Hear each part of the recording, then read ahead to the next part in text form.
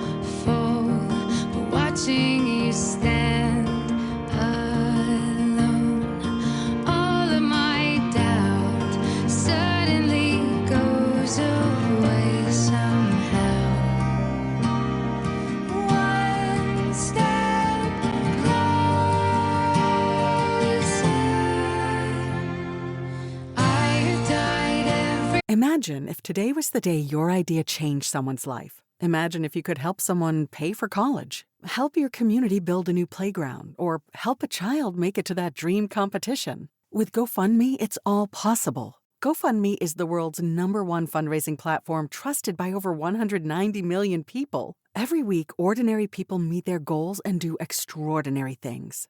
Your ideas matter. GoFundMe isn't just for emergencies. Want to raise money for your kid's soccer team or raise funds for a small business, a creative project, or event?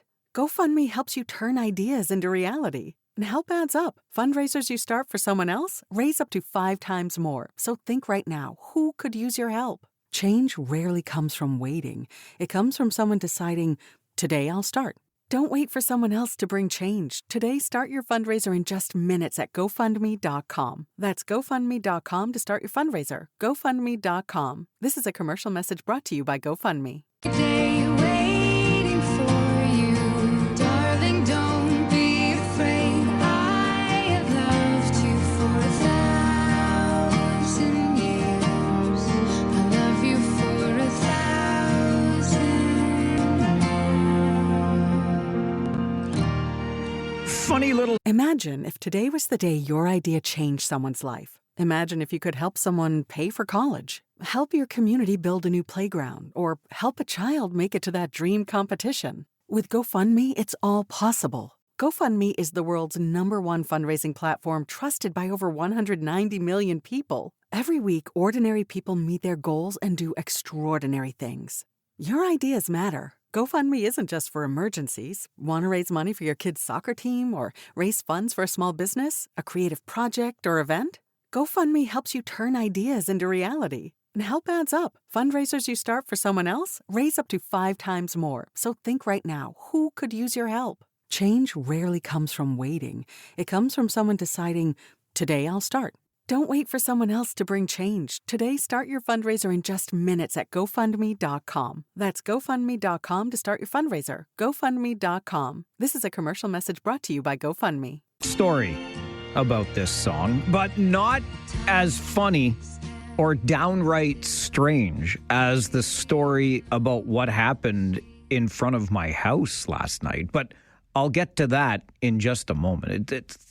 It's weird. It's just weird. But to the song, and imagine if today was the day your idea changed someone's life. Imagine if you could help someone pay for college, help your community build a new playground, or help a child make it to that dream competition. With GoFundMe, it's all possible. GoFundMe is the world's #1 fundraising platform trusted by over 190 million people. Every week, ordinary people meet their goals and do extraordinary things.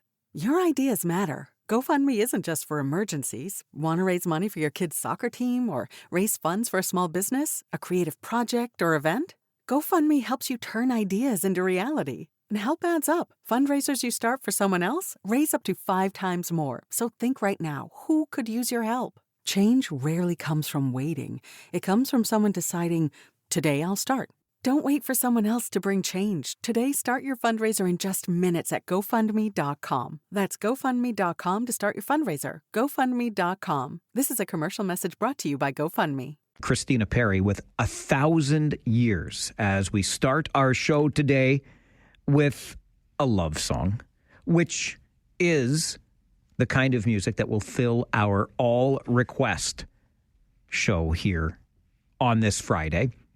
Because in case you didn't notice, I've been in a really good mood this week. That's what happens when you're a newlywed, you see. So we thought we'd play our favorite love songs for All Request Friday. And the funny story about that song, Christina Perri's 1,000 Years, is that I had no intention of playing that song today. I was going to start the show with a song from Kelsey Ballerini called Peter Pan that my beloved used to point out to me to kind of take digs at me, because Peter Pan, you see, never grows up. And my beloved felt like she had the guy in her life that was never going to grow up and commit to anything. But ultimately, I finally got my head out of my derriere, as I have explained, and did commit, as I should have, quite likely, a long time ago. But we were out last weekend together, my beloved and I, and this song, Christina Perri's 1,000 Years, came on. We were listening to 96.7 Chime FM, and lo and behold, she just says, out of the blue, I always thought this might be our wedding song. When I would dream about, and the poor girl, imagine somebody dreaming about marrying me. Holy Hannah. Anyway, she thought that would be one of my choices for a wedding song, 1,000 Years. So we didn't play it at our wedding last week, but we play it this morning instead of Kelsey Ballerini. 1,000 Years from Christina Perri to start our show today. Speaking of dreams, I had a dream last night that I took Joe Bowen to the Hockey Hall of Fame. Yeah, you know, that Joe Bowen, the Holy Mackinac Joe Bowen, the guy that we love with the Toronto Maple Leafs. Holy Mackinac! That guy. I took him to the Hockey Hall of Fame. I have no idea why. I must have had hockey on the brain last night. So I don't know what somebody had on their brain last night, but I got up this morning, and today is garbage or recycling and compost day in the Farwell neighborhood. And so I take the stuff to the curb last night, obviously. And when I got up this morning, somebody had picked our recycling bins clean. Picked them clean. And by that, I mean, I'm always fine with it. You want some wine bottles, you want some, I keep the beer cans, stack them up and donate them to charity. But anything that was in the recycling bin, I don't mind. Because I'm a little bit particular, I did mind that the person who picked our recycling bins clean last night left some containers in the cardboard and paper bin. Like, the containers are separate, you know? Like, I take very good care of these things. Anyway, that was fine. But they went through and took out all of the aluminum cans that were in there because my beloved enjoys her fizzy water. So there's all, like, it's like pop cans galore, but it's fizzy water cans. Anyway, they took all of the cans. I guess somebody's collecting for scrap, which is totally fine. But here's the strange part. So I come out of the house, and it's still dark, obviously, when I'm leaving for work. And I'm looking at the recycling bins, and they look a little bit lower because they'd been picked through. But beside that, it's yard waste week, right? And so there was a yard waste bag on the corner, but it appeared, there was a shadow of something. And I'm like, what is sitting beside my yard waste bag? Is there a creature of some kind there? Did somebody bring by some of their own yard waste and just drop it beside my yard waste bag? It looked like some kind of bush. So I sort out the recycling bins again, and I realize that what is sitting beside my yard waste bag this morning is the fern that my beloved had put into the yard waste bag yesterday. It's time to get the fall plants out and around the house. So the spring, summer fern is done for the year. And it was put into the yard waste bag, and then the yard waste bag was taken to the curb. But this morning, the fern was out of the yard waste bag, and it was just sitting there on the ground. And I thought, like, well, what happened? And why? Why would I get that you wanted the aluminum cans out of the bins. Fine. Why did you take my fern out of the yard waste bag and then just leave? Like, you just plunked it down on the ground and left it there. I could not quite for the life of me figure that out. But nonetheless, I put the fern back in the bag. I think I've got my recycling bins in order, my yard waste bag in order. To my friends at Waste Management, when you come by today, let me know how good a job I did. But the fern wasn't me, man. Like, who takes a fern out of a bag and just drops it on the ground? That is the question that will perplex and puzzle me all ding-dang day long. One more quick note. I have to say a special hello this morning to Penny. Penny, I tried to find something on the interwebs because I don't watch Big Bang Theory, but I understand, I think it's Sheldon that's always calling Penny, Penny, Penny, Penny, Penny, Penny, Penny. And I wanted to get a clip of that, but I failed miserably. I did want to, though, say good morning and thank you for listening. I ran into my neighbor last evening, and we were having a little chat, and she mentioned, I think I have this connection right. My neighbor's co-worker's wife listens to the show every day. I don't know why my neighbor's co-worker doesn't listen to the show every day, or my neighbor for that matter, but my neighbor did tell me that her co-worker's wife, Penny, really enjoys the show. And Penny, I really enjoy you really enjoying the show. Thank you very much for spending some time with us every day. One more thing just I want to do on a serious note as we get underway today, because this should really send shivers up and down our spines, because what we heard from President Trump aboard Air Force One yesterday, talking about Jimmy Kimmel and media in general, we got to be really careful about stuff like this. They're getting a license. I would think maybe their license should be taken away. It will be up to Brendan Carr. It'll be up to Brendan Carr, who's the chairperson of the Federal Communications Commission, the FCC, who's been appointed by Trump. And Donald Trump, in that clip, a little hard to hear aboard Air Force One, but is saying these TV stations are getting licenses. Maybe they should have those licenses revoked. So listen, I don't care. I really do not care which side you are on. Left, right, middle, green, blue, purple, Carney, Polyev, Mad Max, Maxime Bernier. I don't care. I really don't care which side you are on.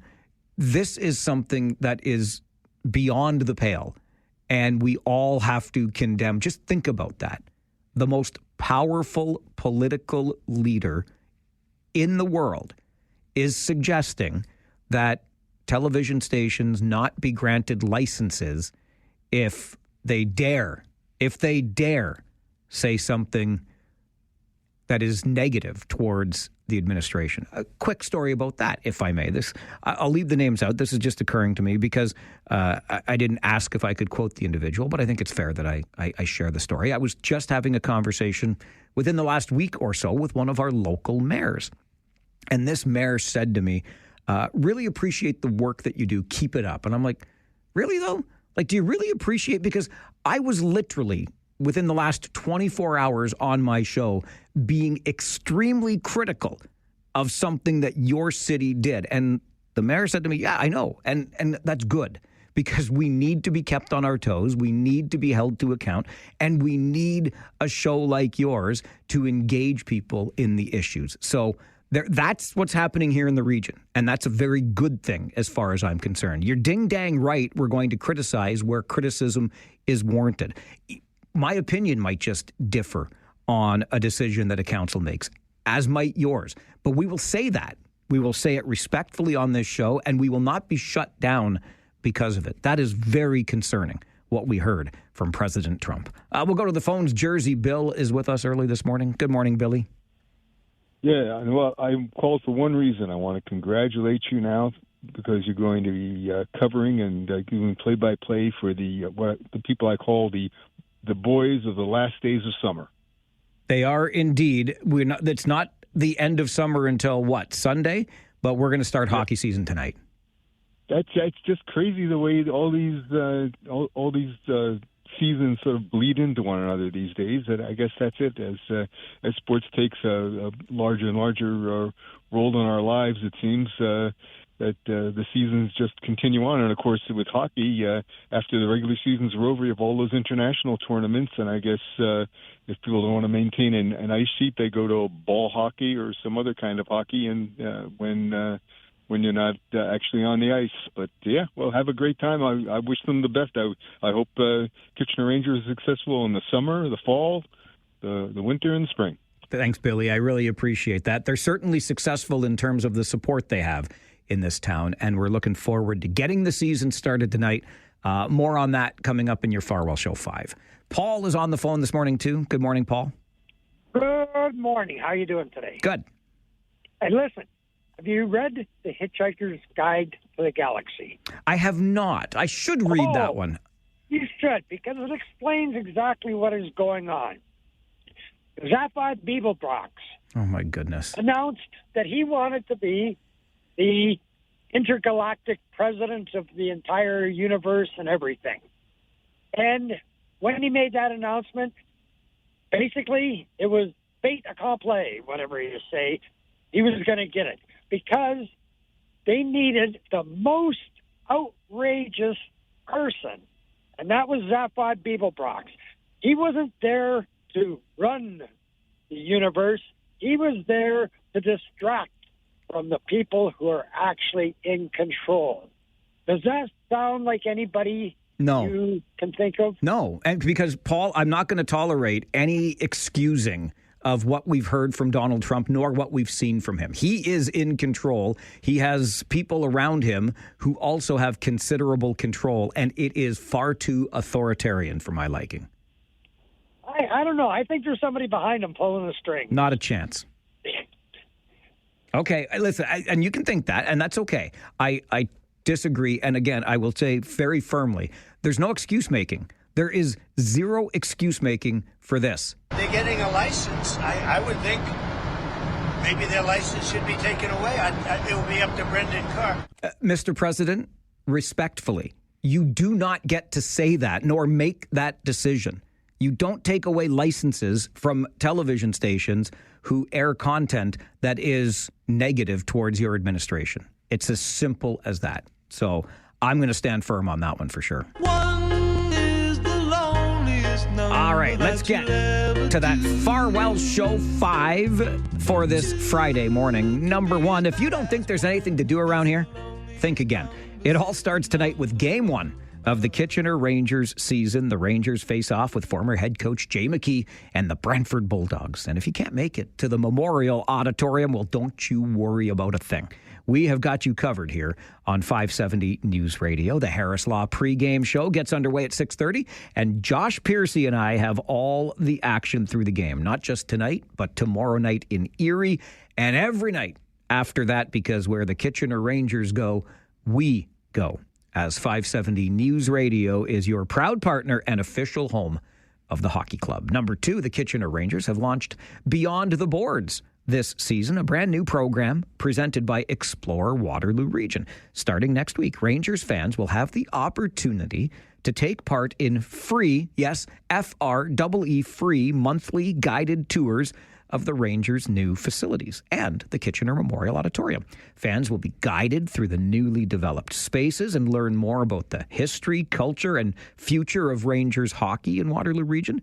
Tours for up to 20 guests will be offered monthly at no cost, giving fans greater access to Rangers hockey. To enter, fans must like the Beyond the Boards posts on the Rangers social media channels and tag the one guest they would like to bring in the comments. Number three on your Farwell Show 5 this morning, the third annual Moving for Good walk happens on Sunday, raising money for supportive housing of Waterloo as part of the Lynn McCauley Legacy Project. The walk runs from 1 until 4 at the Cedars on Beechwood Drive in Waterloo. And if walking is your thing, you can also join us Sunday morning at Laurel Creek for the Hike for Health in support of the Waterloo Region Health Network. And throughout the region tomorrow, doors are open at 24 local organizations offering you behind-the-scenes access to how they operate. Check out regionofwaterloo.ca for details on Doors Open Waterloo Region. Number 4, get ready for another Midtown Artist Sale and Tour, formerly the Mary Allen Studio Tour. Next Saturday and Sunday, the 27th and 28th, you'll have the chance to explore what more than 40 local artists have to offer, from photography and painting to quilting and pottery. Check out maskedkw.ca for details. And number 5 on your Farwell Show 5 this morning, calling all older adults who like to sing, or maybe just who think they'd like to sing. The Noteworthy Singers, a dynamic local choir of people aged 55 plus, is welcoming new members. Registration happens on Monday, the 22nd at 12:30 at the Waterloo Knights of Columbus on Dearborn Place. Details about the choir can be found at nwsingers.com. And that is your Farwell Show 5 for this Friday morning. On Fridays, not only is it all request and we're playing our favorite love songs today, but we also have a little bit of fun to start the show with our not $1 million question. So you will not get $1 million if you answer this question correctly, but I will be really impressed with you, okay? And keeping in the theme of love, more than 50% of couples say they would never have one of these. What is it? What is it that more than 50% of couples say they would never have? Got a guess? You think you know the answer? Impress all of us. 519-570-2545. Star 570 or 1-800-570-5715. More than 50% of couples say they would never have one of these. What is it? This is the Mike Farwell Show. 570 News Radio and Rogers TV.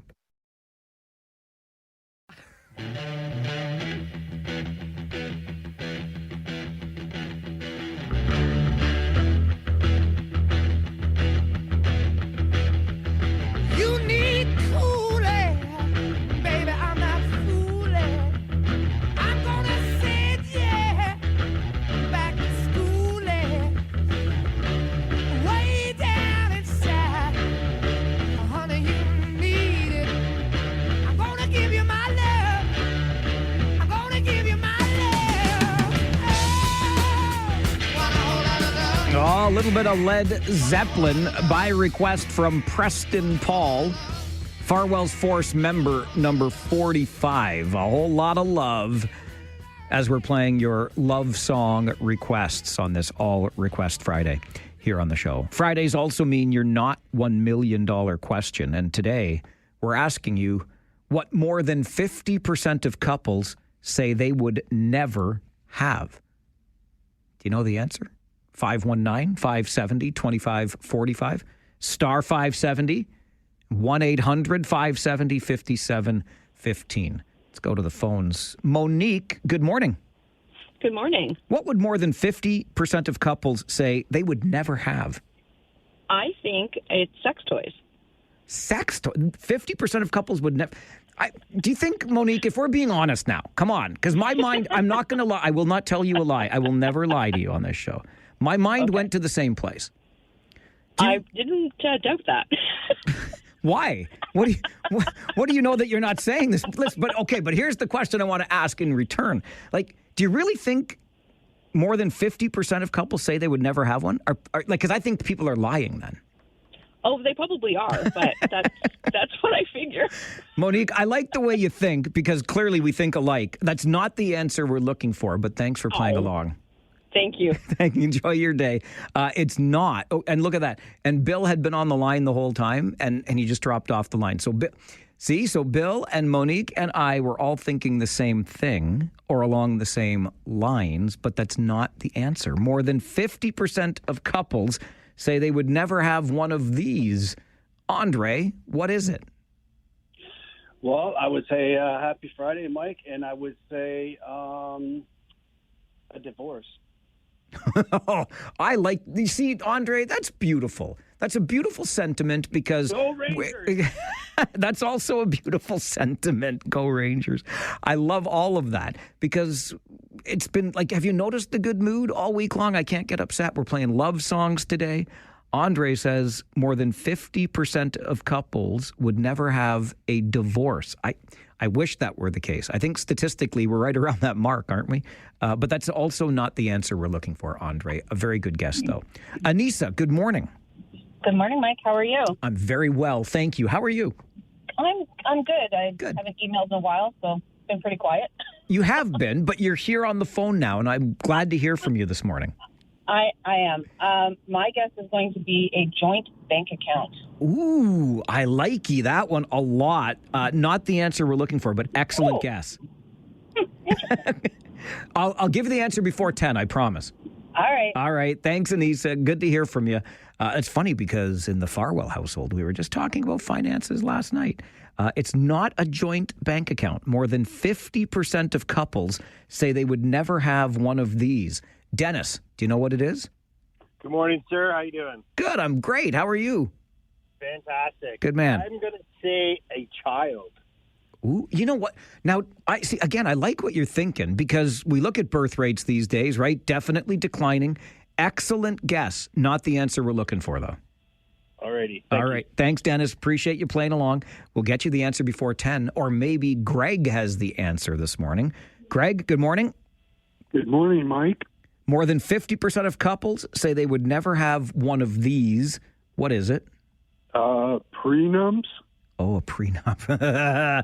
I wonder if more than 50% of couples had one of those, if they would actually get married. It's a good guess, but not the answer we're looking for. All right, thank you. Thanks, Greg. Thanks for playing along. Appreciate it.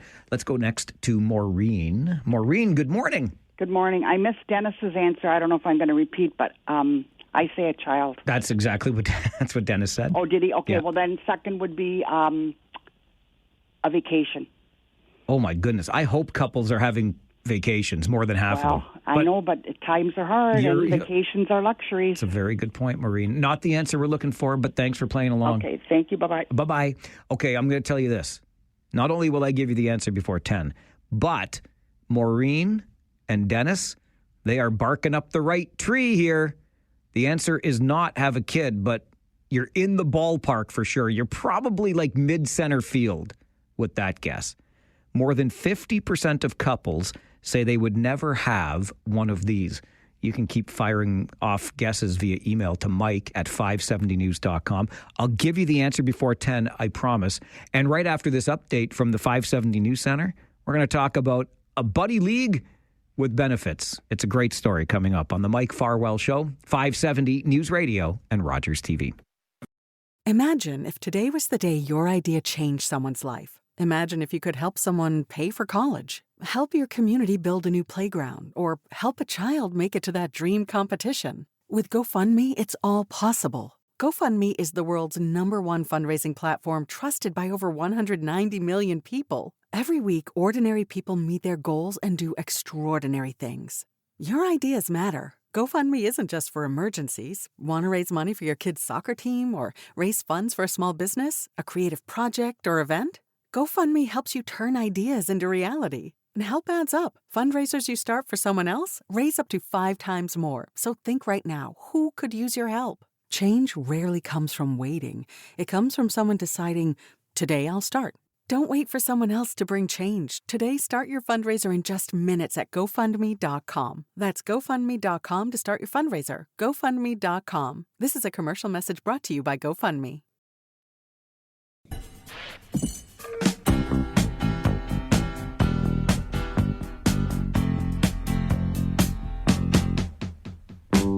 You think that people would have had enough of silly love songs?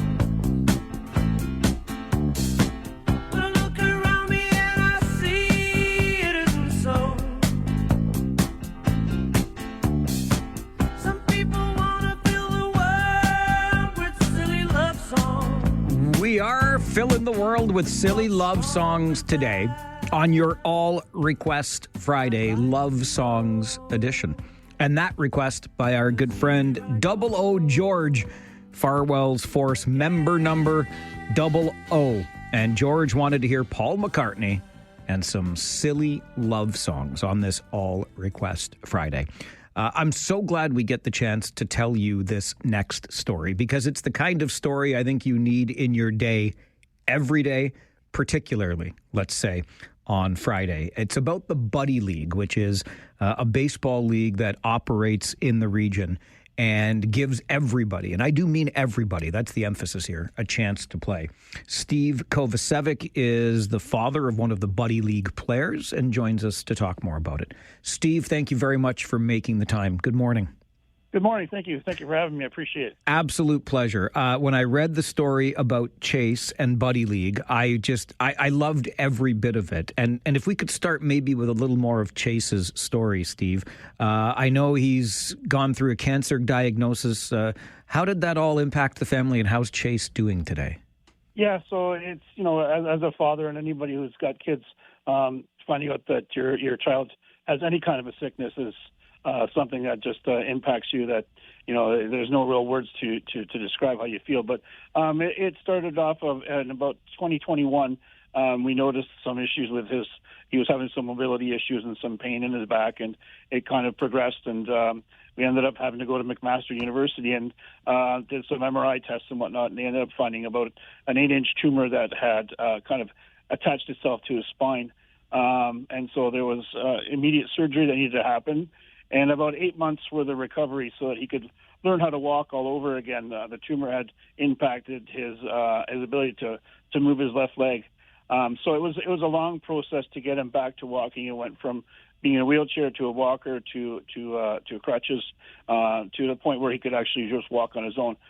Still with a little bit of an issue as far as his ability to walk. He's got a bit of a hitch in his walk, and running is a little bit of a challenge. He's not exactly going to win any races in the Olympics by any means, but he's back to his normal, and that's kind of got us to where we were. As a family, getting back together with a bit of a little bit of a change in life, but the struggle that he had was more around emotional. Being in school and not being able to play with his buddies in sports and things like that, it really had an impact on him, and it changed him as a kid. He wasn't the same 12-year-old boy that he was before he got sick, which was a concern to us, and it kind of, we're trying to find some kind of an outlet that would bring him back to being who he was. When I look at the story that I had read, and I see the picture of you and your 12-year-old son, Chase, he's wearing, it looks to me like a Denver Broncos T-shirt. You mentioned sports and the difficulty of being in school when he couldn't do what his classmates were doing or what he had done prior. Is Chase a big sports fan? He is. He's a big Blue Jays fan. Love it. His dad's a Broncos fan, so naturally he's a Broncos fan. But yeah. So sports are definitely something in our family. His brother is, his brother's very athletic. He's been playing sports his whole life, and Chase, even before Chase got sick, he was more of a video game guy. Played sports to be involved in some group activities and things like that. But when you lose that little bit of fun, it has a pretty significant impact. So how did you stumble into the Buddy League, Steve? So, we were, my wife and I happened to be driving to Riverside Park in Cambridge here, and we have a couple of friends that run the Duke's Dugout, Dwayne and Kimmy Schneider, and we just happened to pop in to talk to them. And like any one of our friends, usually the conversation always starts off with asking how Chase is doing. And so we kind of explained to him, how he was physically, and then we just explained to him that he seemed to be a little more introverted than what he was before, didn't come out of his room as much, didn't really get involved in social activities as he used to, and I think a lot of it had to do with his mobility issues. And so they were the ones who had mentioned the Challenger Buddy League, and that they had contact, which is Cam Linwood, who's the coach, and they kind of put us in contact with him, and Cam and I had some conversations, and he felt that Chase would be a perfect candidate for this. So we signed him up, and we went out to the first couple of games, and it was a little tough to watch. He was very introverted, kind of kept to himself. But as the games progressed, and not just Cam as the coach, but the volunteers that were there, they slowly brought Chase out of the shell. And it was an amazing transition to watch. And it happened very quickly. I was surprised after about 4 weeks of playing ball, this kid started to come back to be who he was before, which was just amazing for us because it was a concern. So it was just, I don't have the words to describe what the impact was on us as a family and Chase as a person. What have you seen from Chase? What changes have you seen in him since he's been slowly brought out of that shell through Buddy League Baseball? Yeah, I think for us, the biggest thing is he sees that he's still that kid he was beforehand. He can be involved. He's definitely got a lot more self-esteem, willingness to try out things. He actually went and played baseball for St. Michael's School, and he made the team, and they ended up winning the championship for the junior division in the Catholic School Board. So, it's been an overwhelming change from an attitude, feeling like he values himself more now, much more outspoken, is willing to chat, and he's just gone back to being that open and fun kid that he was before he got sick. Safe to say, Steve, that there's a Buddy League Challenger baseball career ahead of Chase at this point? He's going to stick around? Yeah, for sure. And the nice thing is they have a transitional program for the winter, which is called the Ice Hounds, and it focuses on hockey. So he's never played hockey. He's going to we've signed him up for Learn to Skate, which is the initiation of the program, and then he'll just kind of transition through that over the next few years. But he's excited for next year of baseball already, and looking forward to hockey. So, just an amazing program. And like I said, it's been in place for a while. I hadn't heard about it, and I happened to hear it through some friends. And I thought, if I hadn't heard about it, how many other families out there who have kids in similar situations haven't heard about it? So it needs to get out there. I wanted to get a little bit more traction so families can hear about it and maybe get more involvement in it. Really glad that you took that approach, Steve, and that we could share the story on the show today, because you're right. I've had the chance to do a little bit of work with Challenger Baseball over the years. It is a terrific program, and the more we can talk about it and spread the good news, the better. So good on you for doing that, and thanks again for being here. Thank you. Appreciate it. Have yourself a great weekend. Just real quick, before I let you go, you mentioned Chase being a Jays fan. I'm right there with them. Huge Jays fan. But, Steve, I'm a Pittsburgh Steelers fan. So Broncos, Steelers, both the same conference. You and I, we're on probation together, okay? I appreciate you, Steve. Thanks a lot. You bet. Have a great weekend. You too. Bye-bye. Bye-bye. Steve Kovacevic. He's a Broncos fan. We'll let him onto the show. I want you to take a moment, if you can, to check out Challenger Baseball, even if you want to learn more about it. But Steve just did a terrific job of relating an experience firsthand, what he has seen from his son. And I can't give credit enough to the folks who are behind this. Kathy Lepar in our community is a driving force. You heard Steve mention Cam Linwood as one of the coaches. I've known Cam for 20 plus years, and this guy, he is all about the Challenger Baseball program, the adaptive hockey program with the Cambridge Ice Hounds. It's incredible, and it's equally incredible, I think, that these opportunities exist for our kids in this community. And since we're focusing on Cambridge, and you heard Steve mention Riverside Park, he was driving through, etc. Good on you, Cambridge. I know it hasn't been easy, and there are costs associated with turning that one field there into a fully accessible field, but you're doing it, and kudos to you for doing that, City of Cambridge. So Challenger Baseball, you can learn more about at kitchenerminerbaseball.ca/Challenger, and you can learn more about the program there. Maybe you know somebody that would benefit from it. Maybe you just want to learn more. And if you're ever out, I know they use Crosby Field in Kitchener, Riverside Park, obviously, in Cambridge is another.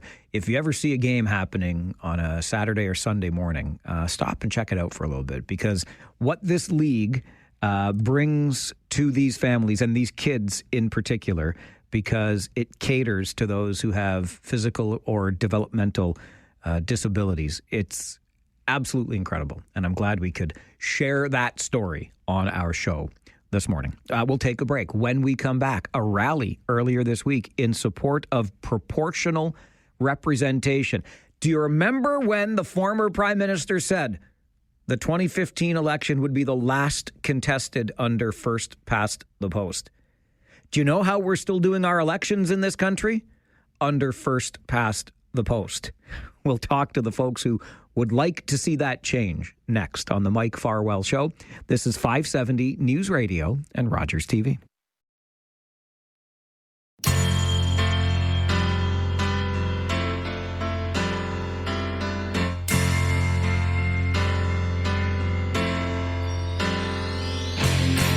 You should have seen by the look in my eyes, baby, there was something missing. You should have known by the tone of my voice, maybe, but you didn't listen. You played dead, but you never played. Instead you laid still in the grass, or coiled up in innocence.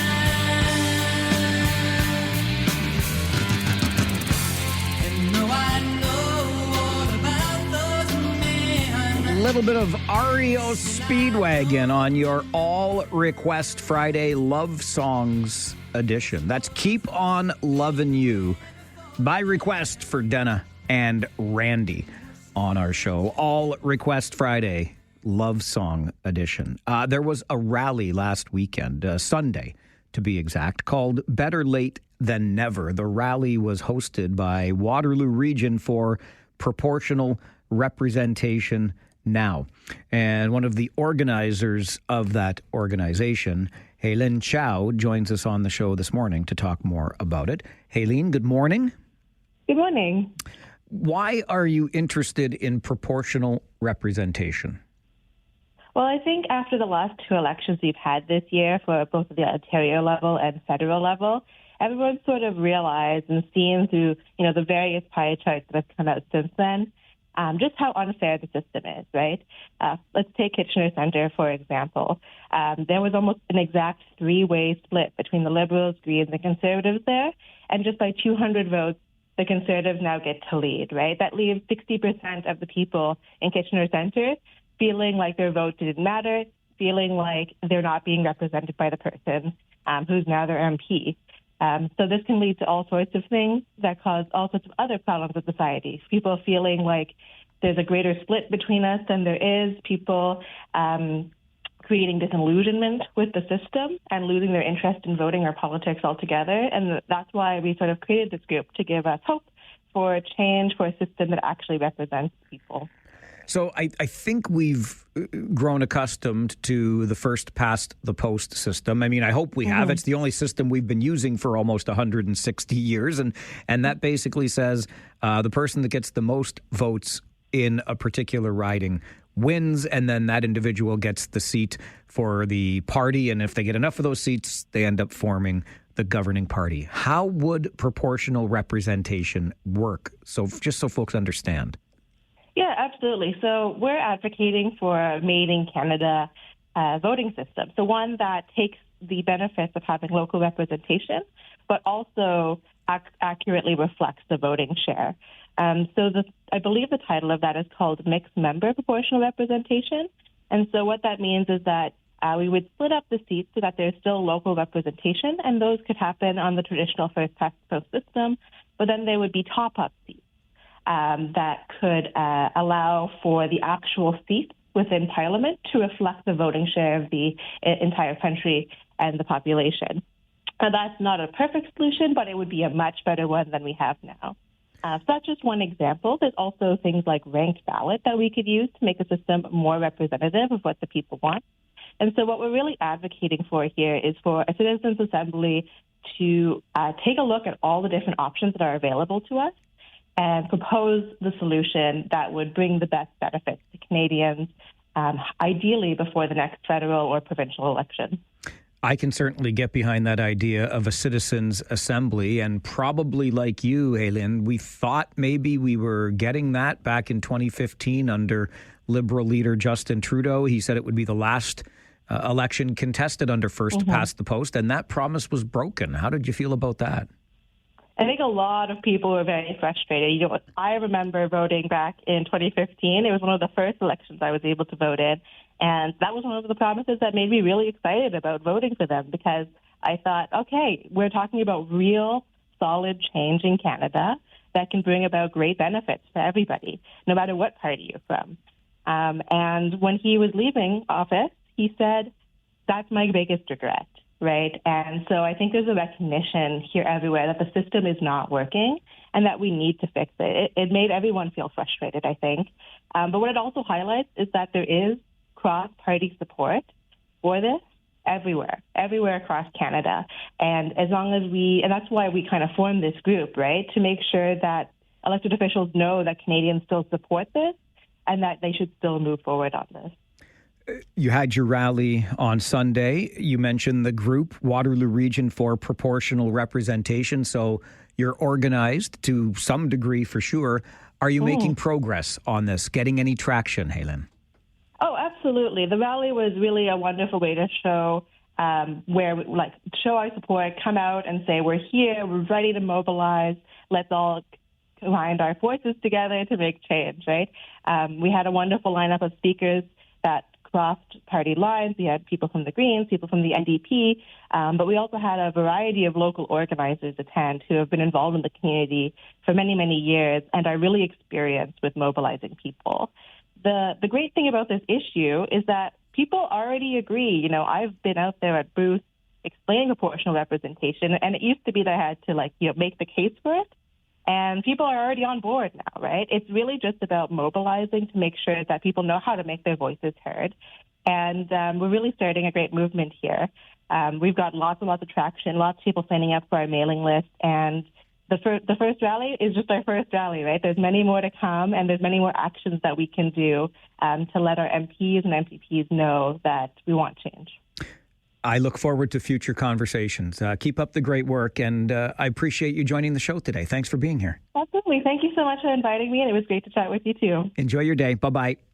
Bye now. Aileen Chow, the organizer of Waterloo Region for Proportional Representation. They held a rally in Waterloo Public Square on Sunday, and they are advocating for just that, a change to our electoral system, which, if you've listened to this show for more than a minute, you know is an idea I can get behind. I'm a little tired of first past the post. I did promise before 10, and I like to keep my word to you, that I will give you the answer to our not $1 million question today. The question is 50% of couples say they would never have one of these. What is it? We left Kelly on the line earlier, didn't have time to get to all of our calls. She thought an in-law suite at home. That's a great guess, but also not the answer. Jake, via email to mike@570news.com. Is it a dog? Oh boy, Jake. I'll tell you what, couples are in trouble if they don't have dogs. Not the answer. Roy's emailed answer, more than one child. Also a good guess, but no. Deb, a joint bank account. That was guessed earlier. I think it's an excellent guess, but also not the answer we're looking for. And Kim's answer via email, a dog or a pet. And your comment about barking up the wrong tree solidified that thought. Good guess, Kim. Farwell's Force member number 15. But no, the answer to our not $1 million question today is more than 50% of couples say they would never have one of these, a gender reveal party. And those are my kind of couples. Would you stand in front of thousands of people in spandex tights for charity? I know I wouldn't, but I'm going to introduce you to somebody who did next on the Mike Farwell Show, 570 News Radio and Rogers TV. Imagine if today was the day your idea changed someone's life. Imagine if you could help someone pay for college, help your community build a new playground, or help a child make it to that dream competition. With GoFundMe, it's all possible. GoFundMe is the world's #1 fundraising platform trusted by over 190 million people. Every week, ordinary people meet their goals and do extraordinary things. Your ideas matter. GoFundMe isn't just for emergencies. Want to raise money for your kid's soccer team or raise funds for a small business, a creative project, or event? GoFundMe helps you turn ideas into reality. And help adds up. Fundraisers you start for someone else raise up to 5 times more. So think right now, who could use your help? Change rarely comes from waiting.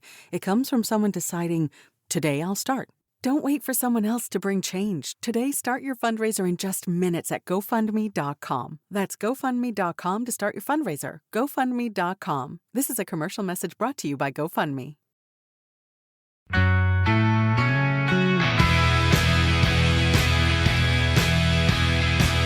I started thinking about the rest of my life. I found myself just looking out for trouble and strife.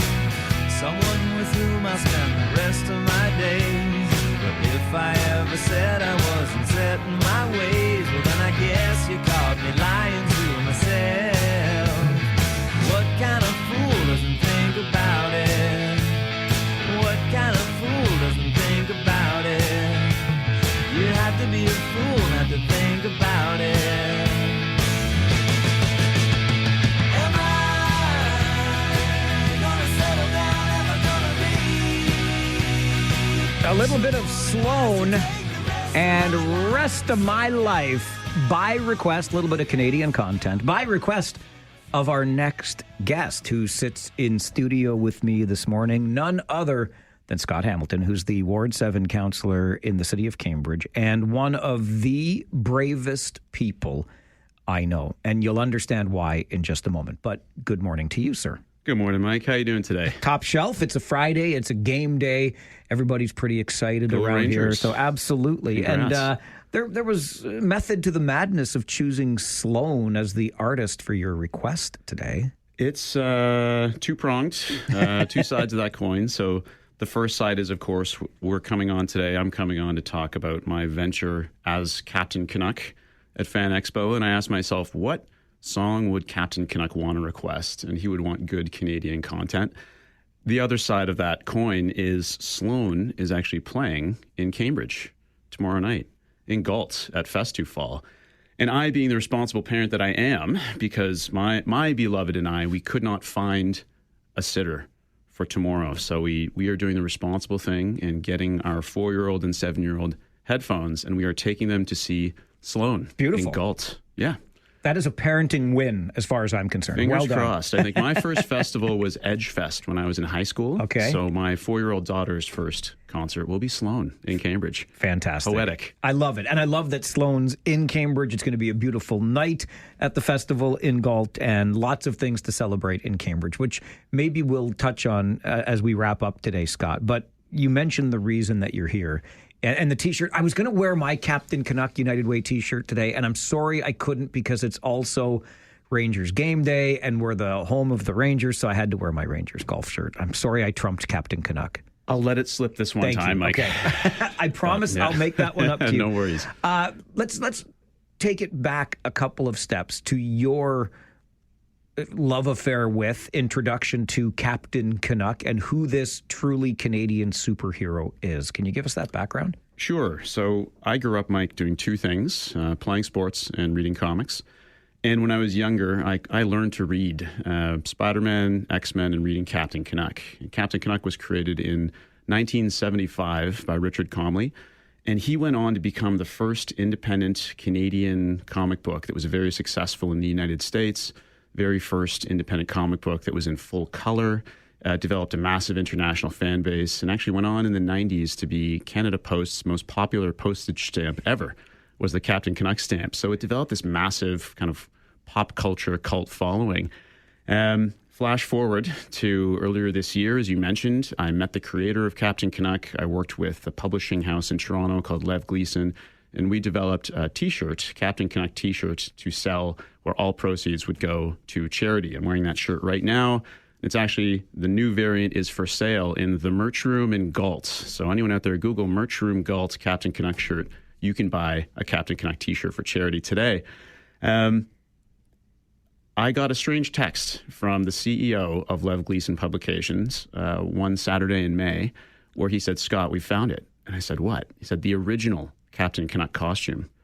Well, what do you mean? There's a classic cult, pop culture kind of cult following photo of Captain Canuck and Richard Comley. It's black and white, 1979 full spandex OG costume. It kind of looks like the old Batman, Adam West style spandex.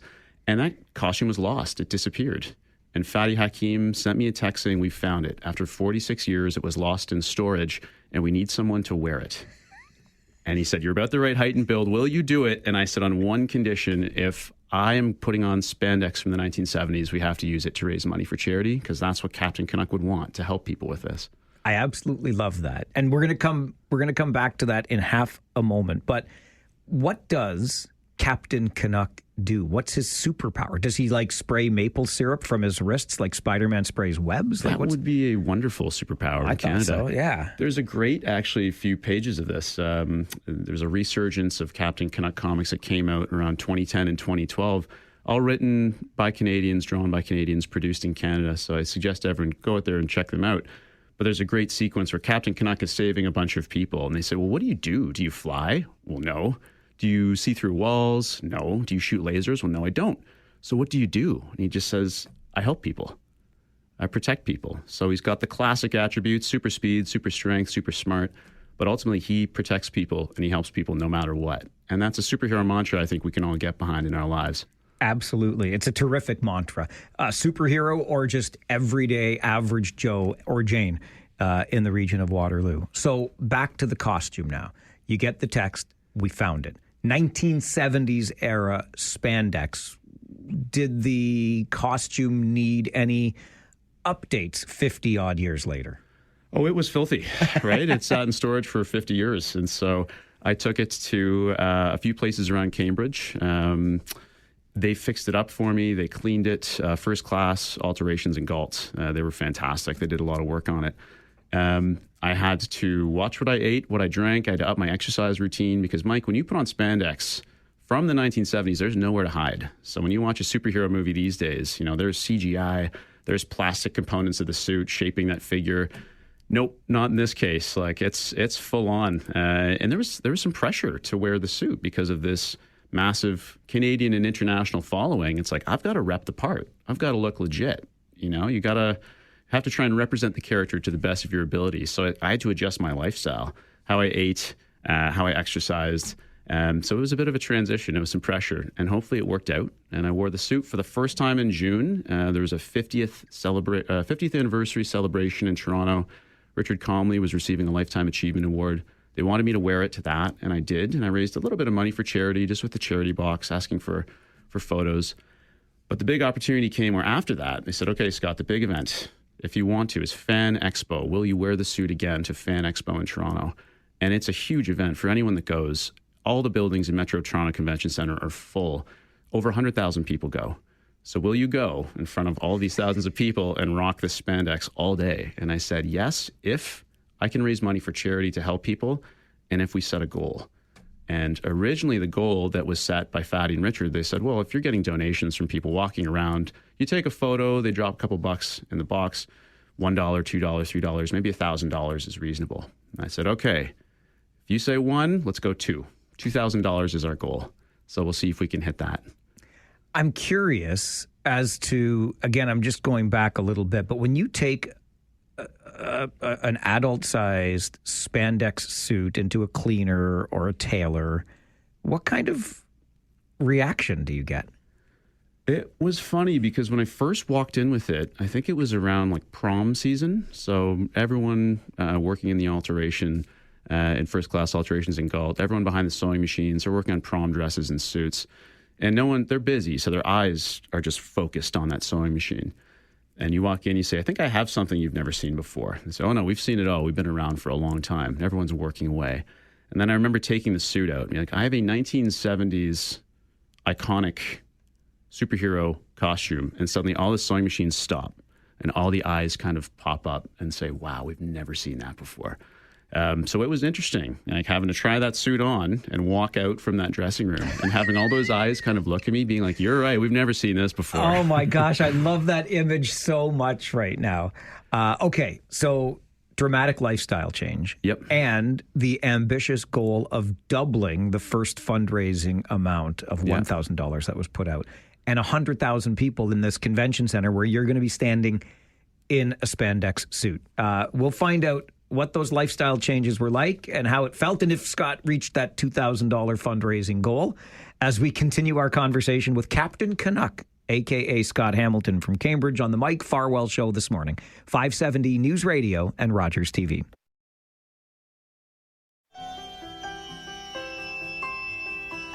Lady, when you're with me, I'm smiling.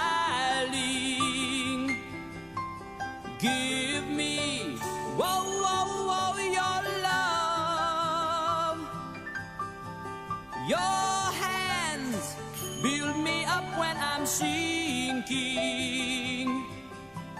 Touch me and my troubles will fade. Lady, from the moment I saw you. Little bit of Styx and Lady for Andre on our All Request Friday Love Song Edition today on the show. We're in studio with Scott Hamilton, who, yes, is the Ward 7 councillor in the city of Cambridge, but he's also a fundraiser extraordinaire, because not everybody, in fact, I might say not anybody else, would go to the lengths that Scott went to in an effort to raise $2,000 for United Way. And what Scott did, as you heard in the previous segment, is don a 1970s era original, like, spandex Captain Canuck superhero costume. And he wore it to a Comic-Con at the Metro Toronto Convention Center. Is that where it was? Metro Toronto Convention Center? It was, yeah. And so 100,000 attendees, and there's Scott decked out in spandex, which in which you can hide absolutely nothing. So let's talk about that, Scott. You've got, what, you said June-ish, the suit showed up and you wore it to a local event, but you've got a couple of months, I guess, to get into superhero spandex costume-wearing shape. What kinds of lifestyle adjustments were required? Well, it's funny you asked that, Mike. Today's it's an anniversary of sorts for myself. It's my 150th straight day of some form of exercise. Come on. Yeah, running, resistance training. I have 2 little kids, so I wake up every day, 5 a.m., and I just drag myself out of bed, and I force myself to do it for an hour. And so you'd be amazed if you force yourself into a routine and you adjust what you eat. For me, it was cutting out things. So I decided I'm cutting out the granola bars, I'm cutting out the snacks, anything high in sugar.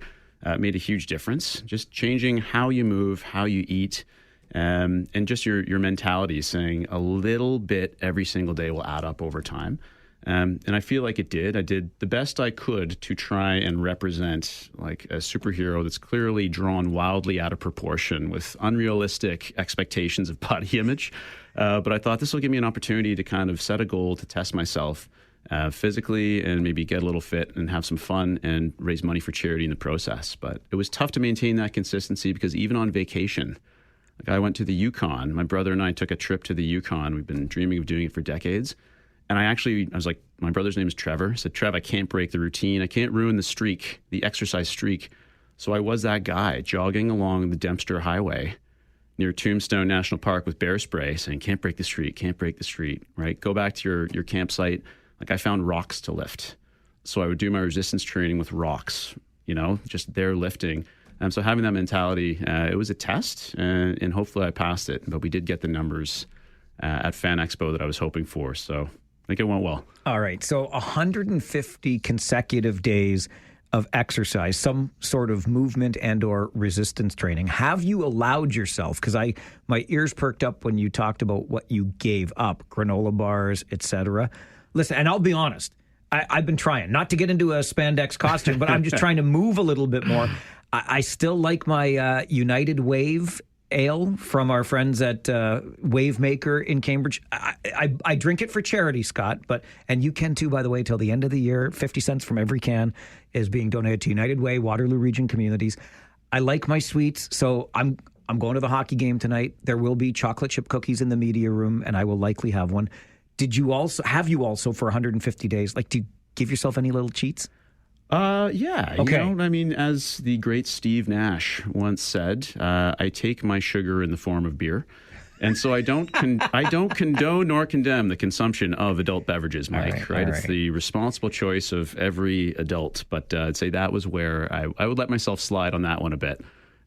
So you've got to give a little bit, right? You can't be too authoritarian about how you treat yourself. You got to be kind to yourself, but overall, you've got to be consistent. And so I did give up all the little sweets, snacks, kind of the empty calories that we consume throughout the day as we're at work, sitting at our desk and we're bored. And I don't miss them now. It's like, they weren't ultimately necessary.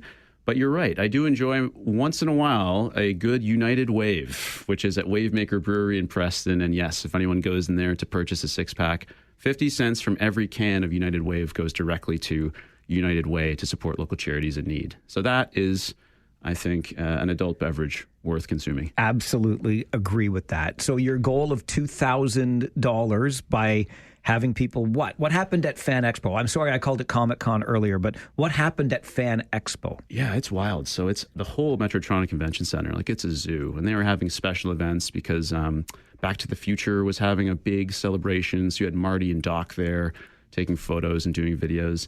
And so I was rocking the old school Captain Canuck OG costume. I had my charity box set up. And so when people would walk up and they'd want, hey, you have a cool costume, can I take a photo? I tell them the story of the costume and say we're trying to raise money for charity, help everyone in need. United Way covers everything from homelessness to addictions, housing, mental health, food insecurity.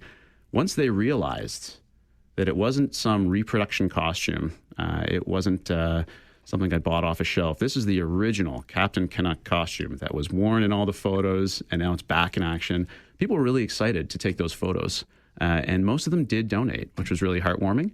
But I won't lie, like we hear a lot about huge fundraising totals, right? And we know we need millions and millions in help. These donations came in like someone takes a photo, drops $1, takes a photo, drops $2, $5, $10. So in the end, we did succeed. We raised over $2,000. The final total was $2,062, which was awesome. But to get there, it took so many small donations that added up over time. And I think that's kind of a metaphor for how we at United Way function and how we can all represent ourselves as a community, there's a lot of massive crises confronting us. There's big numbers, big issues. But if all of us just try to give a little bit, and if we all just try to make a little bit of a difference, it adds up. It adds up over time, and it adds up in terms of numbers. And so this is a great example of that. And proud to make that goal to give a couple $1,000s back to our local charities in need. And Richard Comley said, yes, we put the original costume to good use. He was really excited and happy that Captain Canuck could help people again, get that money to people and places where it could be utilized best to help local residents in Waterloo region. And then it was very surreal because he came to my house in Cambridge, gave him a tour, and then he reclaimed the original OG costume. It's back, I guess, where it belongs in the hands of Captain Canuck's creator. And it's destined for a museum one day. It could be lost in storage for another 46 years. Who knows? But it was quite the experience. It's incredible. And the fact that you pulled off the fundraising feat makes it all the better. How did you feel, though? Like, the mask must help to some degree to maybe adopt a bit of an alter ego. But you're getting ready to go, Scott. You've done all this work. You know you're going to be standing in front of thousands and thousands of people in spandex. How does that feel? Well, at first, it's really odd, right? You feel, I'd say, very vulnerable at the start, right? Like, literally, I'm not kidding, 1970 spandex, there's nowhere to hide. But one thing I thought was really cool at Fan Expo, that's an environment, and I advise everyone to go, even if you're not into comics or pop culture or whatever, because it's fascinating in terms of a people-watching perspective. Like, sociologically, people go to Fan Expo, and they just are who they are. Like, they wear whatever they want. They dress as whomever they want to be, whatever characters they want to idealize. People spend years working on some of those costumes. And so it's a really cool space for people just to celebrate anything and everything about culture and about creativity. So putting on the Captain Canuck costume, once I realized, like, people that have been following Richard Comley and Captain Canuck for 50 years are excited to see this suit. Like, I'm not here as Scott. I've got to be Captain Canuck helping people and encouraging people to donate to charity because that's the right thing to do. And people recognize that. Like, they were excited to take photos. They were excited to all share their own experience about I read Captain Canuck in the 70s, in the 80s. Here's how it changed my life, or here's how it inspired me in some sense. Let me take a photo with you. It was actually really cool. I had to embody the character. I had to use it to help Canadians, local charities. And in the end, it was quite surreal. It was quite a test, and I'm glad it all worked out. And now that spandex is out of my house. So, Scott Hamilton, the superhero city councillor from Cambridge. Thanks for being here, and enjoy Sloan tomorrow night in Galt. Thank you very much, Mike. We will. I appreciate you having me on the show. Anytime at all. It's the Mike Farwell Show on 570 News Radio and Rogers TV.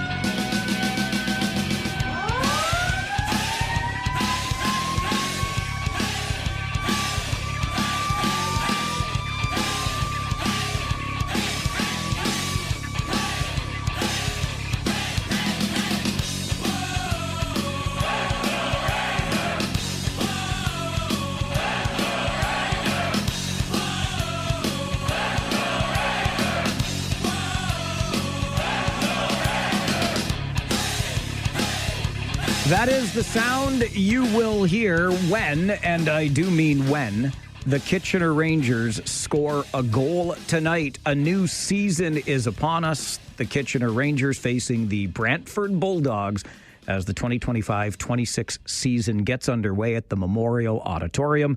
And that means here on the show every Friday morning at this time, the Coach's Show with Rangers head coach Jussi Ahokas, now entering his third year behind the bench with the Rangers. Jussi, good morning. Good morning. How does opening day feel to you? How do you feel ahead of the first game of the season? Well, it's great to get the season started for sure. And I would say excitement. It starts week earlier than last year. So we're early, and still quite a bit of guys missing with both teams from in the NHL camps, but it's good to get started. You have a lot of returning players this year, Jussi. Does that make it a little easier for Game 1 because these guys know what to expect at the Memorial Auditorium? Well, we have about 9 guys in NHL camp, so from our returning guys. So it's a lot of new guys get an opportunity tonight. What have you seen through the preseason from your hockey club?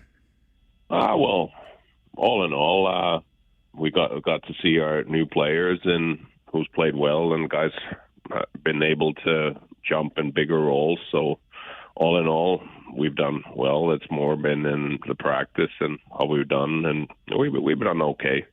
We've done okay, and all in all, it's only three. This is our 4th week, so still early, but you want to start getting points right away because they're the same amount of points. What do you get now? What do you get in March? So we have to get going. But we have a good team. Guys are been working hard, and all in all, we're committed. So I'm excited for the season.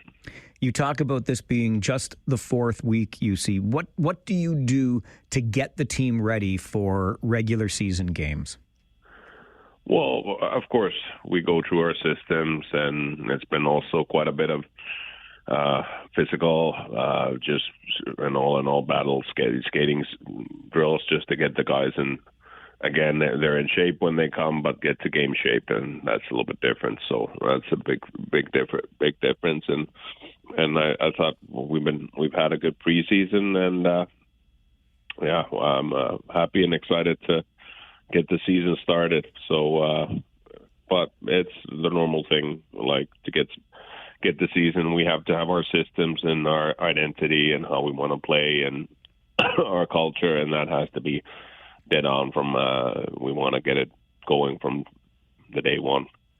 I think one of the big differences this year is that your team, the Kitchener Rangers, are getting a lot of hype. A lot of people say this is a strong team and a team to beat in the Western Conference. Last 2 years, maybe the expectations weren't so high. So how do you deal with higher expectations and make sure you reach those goals?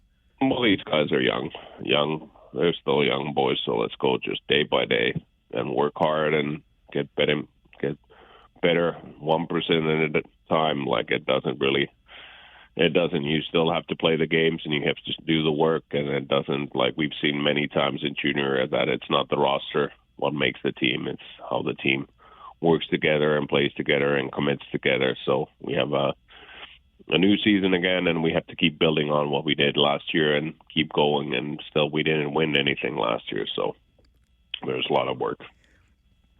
You mentioned 9 guys away at NHL camps, so not the full Rangers lineup tonight, but what will fans see? What can they expect from your hockey club when they come to the game? Well, I want every time when you come to the Odd, like we want to see a battling team. We work hard. We play hard, physical game. We want to see good plays, and we want to see our guys giving their best every night when we put the jersey on. Really looking forward to it. Very excited for the season. Great to talk to you, UC, and we'll see you at the rink tonight. All right. See you. Thank you. Right. Bye-bye. Thank you. Bye. UC Ahokas, the head coach of your Kitchener Rangers. I love a couple of things I just heard there. One is they're young boys. In other words, yes, the expectations are incredibly high, I might say, certainly based on the last couple of years when expectations were decidedly lower. So it's a reminder, and that's a little bit, I think, of the head coach protecting the players and helping us all recognize that you can be a good team on paper, but on the ice, it's a different story. And the other thing I really appreciated there is, well, we didn't win anything last year. No, we were only the 6th team in league history to come back from 3-0 down and win a playoff series versus Windsor. Overtime, Luke Ellenis, Game 7 on the road.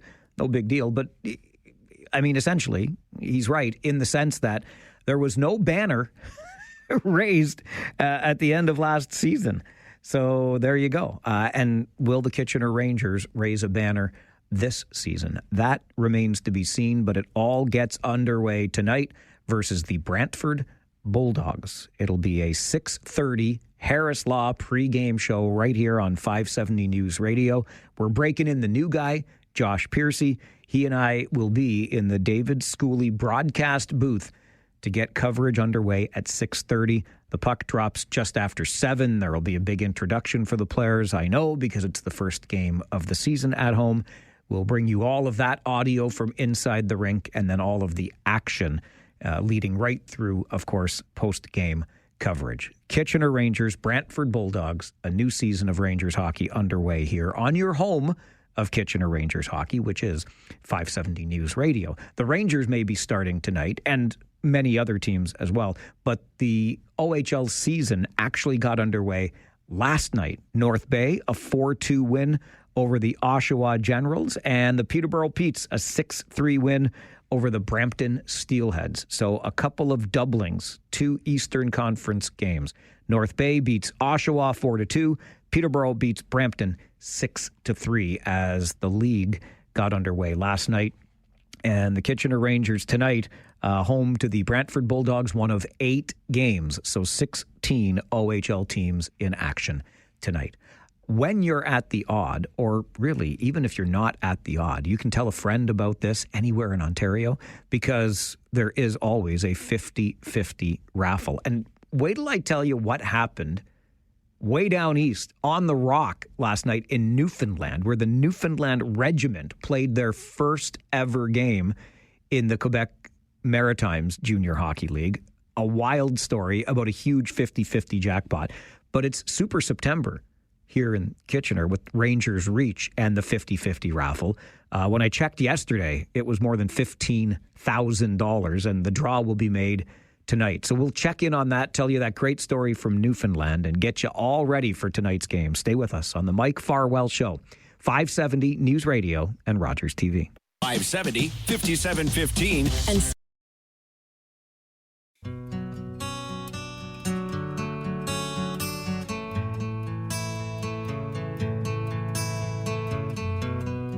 breathless drive on a downtown street. Motorbike ride in the midday heat. The dust that hung from the desert skies, run though we'd run, it still burned our eyes. yes, we may walk on the wild, wild side of life. If you think you know how to love me, Smokey on this All Request Friday Love Songs edition.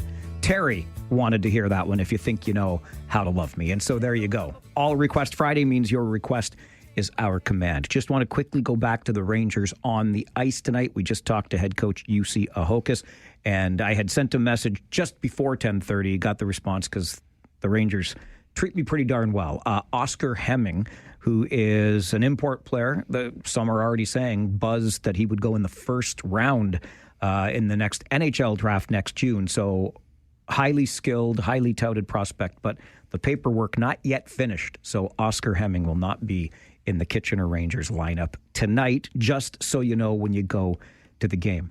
I mentioned before the break, Super September, the Rangers Reach raffle, which has been running for a few weeks now. Just under $17,000 in that jackpot. I always like to try to impress Craig Campbell, who's the executive director of Rangers Reach and joins me in studio. Jen, we're just going to need Craig's mic turned on here for a second. Let's see. When I see the red light, I'll know the... Jen, we need Craig's microphone turned on. It's on? No, I don't see the red light. You got the wrong one on there, Jen. The other one. That's the one. Morning, Craig. Good morning, Mike. We got it sorted out. It's all good. So I try to impress Craig when he's here. We're just a shade under $17,000. So in the next 10 minutes, while Craig is still here with us, let's get that jackpot up to $17,000, okay? Rangers5050.com. And I wanted to start with this, Craig, because, as you know, Newfoundland is back in the Canadian Hockey League. So the Newfoundland Regiment, playing in the Quebec Maritimes Junior Hockey League, inaugural game last night, they beat the Moncton Wildcats 7-5. Nice. So the Newfies pick up a win, but check out what happened on the 50-50 draw. Hey, look at this, Seth. 50-50's $37,770. Seth is the play-by-play guy in Newfoundland. My mom won the 50-50. Are you serious? I'm not joking. My mom won the 50-50. Oh, my gosh. We need a big Mary. David just came up and showed me. My mom won the jackpot. No way. What an opening night. You just got 3 new suits. Maybe you can go get 3 more. Oh, my gosh. Wow. I promise we didn't rig this, folks. I promise. My mom just won the 50-50. David just showed me. Oh, we'll have to split that between everybody up here in the media center now. I can't believe that. Oh, my gosh. I can tell you right now, I ain't splitting a darn thing with anybody on Media Row. But, Craiger, if my beloved, if my mother, if any member of the Farwell family were to win the 50-50 tonight, I'm sure we've all got tickets. Well, we'll gladly produce the check. And one thing I would like to say, knowing my knowledge of 50-50, all sorts around various jurisdictions and places, that 37,000 out there is probably half would go to the winner, because they always advertise the total number. In Ontario, we're still not there. The regulations say we have to advertise the prize. So when we show you almost 17,000, that's the winner's share. So pretty close to what was in Newfoundland last night, and we haven't even got to game time yet. So pretty excited for where we may land today. I love it. Let's impress Craig while he's here. Get the jackpot up over 17,000. We're at 16,895. It's gone up since Craig got here. And before we get into Super September and all of the great things around that, the reason, or what Rangers Reach is able to do with 50-50 proceeds, is support the community and grant applications. Yeah, I just wanted to touch really briefly. Our community impact grants for 2025 are currently accepting applications through our website. So if you're a community organization looking for some funding for youth and sport and recreation, please check out our website, rangersreach.com/grants. And you have till the 30th, I believe, is the deadline. So good opportunity to get your organization in and have consideration for one of those grants. Rangersreach.com/grants. Our jackpot Super September to be drawn tonight. 9:30, just under $17,000. Talk about this month-long draw, Craig. Yeah, it's been a lot of fun. We like to hit September with some extra special things. We've given away some great early bird prizes already. We do have incentive for you to buy your ticket, even if you're coming to the game tonight. Get it now. We're doing a draw at 4 o'clock for a VIP fan experience. It includes a customized jersey that Danny Liebold's going to do up. It includes 4 tickets plus a parking pass to a future game. It includes and on top of those 4 tickets, you could go out for dinner before the game. We're going to give you a $200 gift card to the Keg. And as well, it's going to include a custom VIP tour experience of the Odd behind the scenes. That tour it's similar to what the Rangers announced this week. However, that tour will be just the winner and their guest, and Joe Birch, Chief Operating Officer of the Rangers, and myself. So you'll get some behind-the-scenes insight, and that's not something you can get every day. So that draw is going to take place at 4 o'clock today for every ticket purchased before 4 p.m. And we could win that. And you could still take home the jackpot. Right. Or tonight's consolation prize is a $500 gift card to Longo's. And that's as good as cash because everyone needs groceries, right? Absolutely. So, we're excited for where we're at. You know, we've launched our new single number multi-chance option, and we've had a few questions on it, not in a bad light or what have you, but the best way that I can say it is if you buy a $40 ticket and take 500 chances with your $40 ticket, I would liken it to think back to the days when we had paper ticket draws. It wasn't electronic. You have one number on 500 different tickets, and those 500 different tickets are in the little bucket, 500 pieces of paper with your one number on it, 500 of them in there. So when you go to pick it, the options are in the bucket.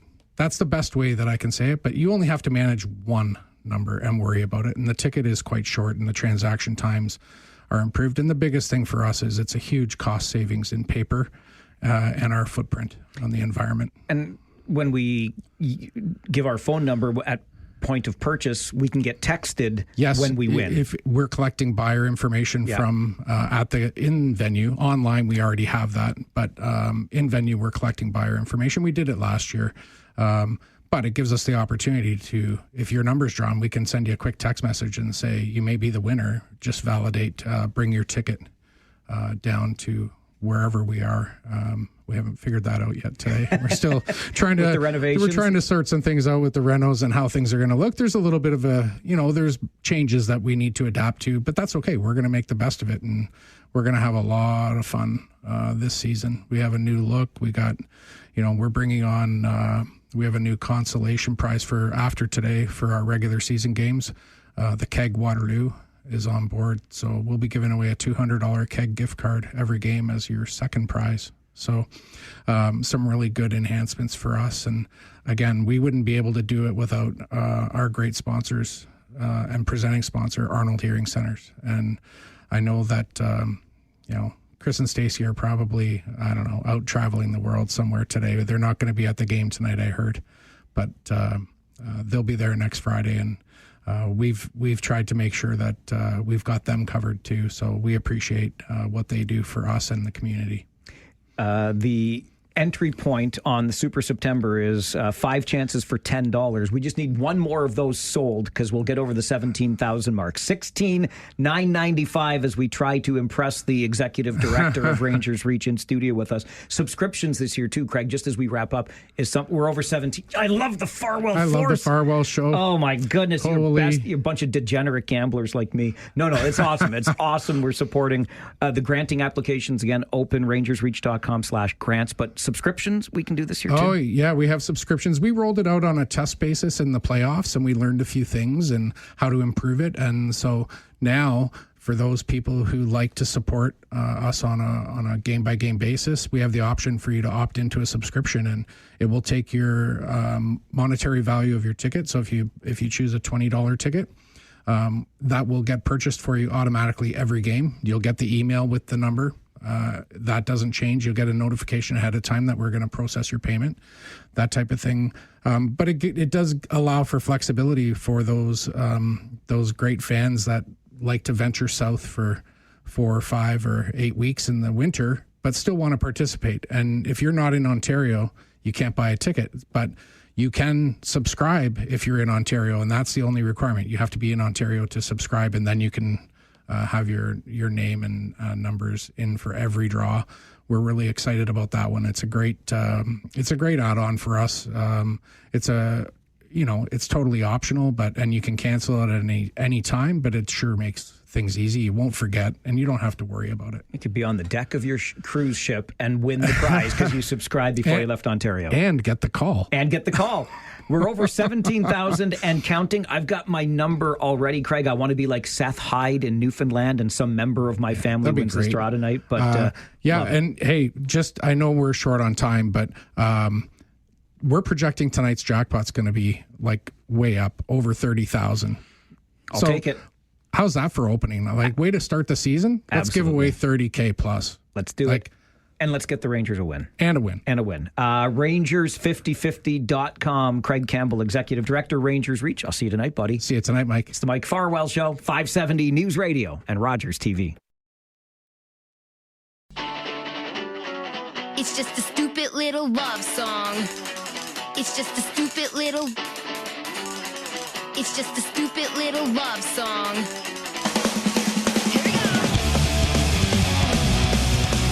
I mean, it can be a stupid little love song or a great big love song as we celebrate all things lovely on this All Request Friday Love Songs edition. And Dan wanted to hear some Fifi Dobson today. Little Canadian content and stupid little love song. Your request, our command on All Request Fridays. Fridays also mean our Friday 4 Roundtable, a discussion of the week's big stories. And we've got, what do we got? Molto, Mills, and Marjorie on this one. Phil Molto, Philip Mills, and Marjorie Knight, Triple M. A Triple M threat? 3M. No, some company already stole that one from me. Phil Molto is a former candidate for Kitchener City Council, spent about 3 decades in local media. Phil, good morning. Good morning. And as Paul McCartney said, you can't have enough silly love songs. That was his reply to John Lennon, as we all remember. Write a song about it, make another $1 million. Absolutely true. And we played that song, Silly Love Song from Paul McCartney, earlier today. Philip Mills is the CEO of Habitat for Humanity Waterloo Region. The Mills Molto M's on this one. Good morning, Phil. Good morning. And Marjorie Knight, that other capital M, Marjorie Knight, Family Outreach Worker, House of Friendship. Good morning to you, Marjorie. Good morning. Let's dive in. And Philip Molto, I will start with you. Clearly the biggest story of the week, and one that still, I think, continues to unfold. Jimmy Kimmel canceled, at least for now, suspended for comments made on his show Monday night. Was this the right choice by the network? Wow. Just huge. Where do you start with this? I mean, there's so many huge aspects to it. I'm going to go historically. What's the role of arts? Arts has always been the conscience of society to speak up about, what's wrong with the world, what's wrong, when medieval times, when the churches, when the aristocrats got out of control, it was the arts. It was their paintings, it was their drawings, it was the printing press to get the message out. It was the court jester who was allowed to say things in the royal court and get away with it. But everybody laughed and everybody knew what they were saying about royalty was probably right at the time. And here we are centuries later with censorship. And we're back to the 1950s McCarthy area, where if you say certain things and you're in the arts or performing, you don't get, you're blacklisted. You're not going to perform anymore. This is a sad state. It's not so much to me what he said or who he said about a situation, which if you look at the content, wasn't that offensive. He was talking about people who's not about the incident itself, but how it was handled, but the whole now censorship of the arts and people who actually have a voice and are, to me, are intelligent, well-spoken people. A lot of these people who are being shut down are very well informed, very well-spoken, articulate, and very well respected in very many areas of society. I was most concerned. I was even more concerned, I will say, this morning when I heard the latest comments from U.S. President Donald Trump that maybe licenses should be pulled from these affiliates. That's up to the FCC, the chair of which is a Trump appointee. And that, to me, just goes way beyond what we should tolerate when it comes to the freedom of the press, freedom of speech, etc. But I'll move it over to Philip Mills for thoughts on Kimmel's cancellation, at least for now. Are we sure the internet was a good idea? Like, I just... Too late, Mills. I'm with you, though. But I get a certain... because I think this is one of those things that is, bore of internet. Like, when it comes down to it, I don't think that what he said was particularly offensive. Like, it could be insensitive. It was certainly taking shots at, politics and politicians and the way in which politics and tragedy and politics intersect. But that's kind of what a late night show does. They make jokes, they poke at what's going on. And so there's this idea that I'm curious how much of this really is, just politics. And I think the idea that, it was particularly offensive relative to the types of things that you hear said on the internet by internet personalities, it's really not that bad. So I think, I don't know that does he deserve it, the cancellation? I don't know. That stuff's a bit beyond me. It worries me. I think it is worrisome that you have government institutions being used in the way in which they are in what is ostensibly supposed to be the most free country in the world. You've got this place, freedom of speech. This is something that is, you've got freedom of speech absolutists and also, pressure from government agencies around speech they don't like. And I think that stuff gets complicated because this was not, best as I can tell, even necessarily hate speech. It's commentary. It's, commentary on politics and the way that politics are using tragedy.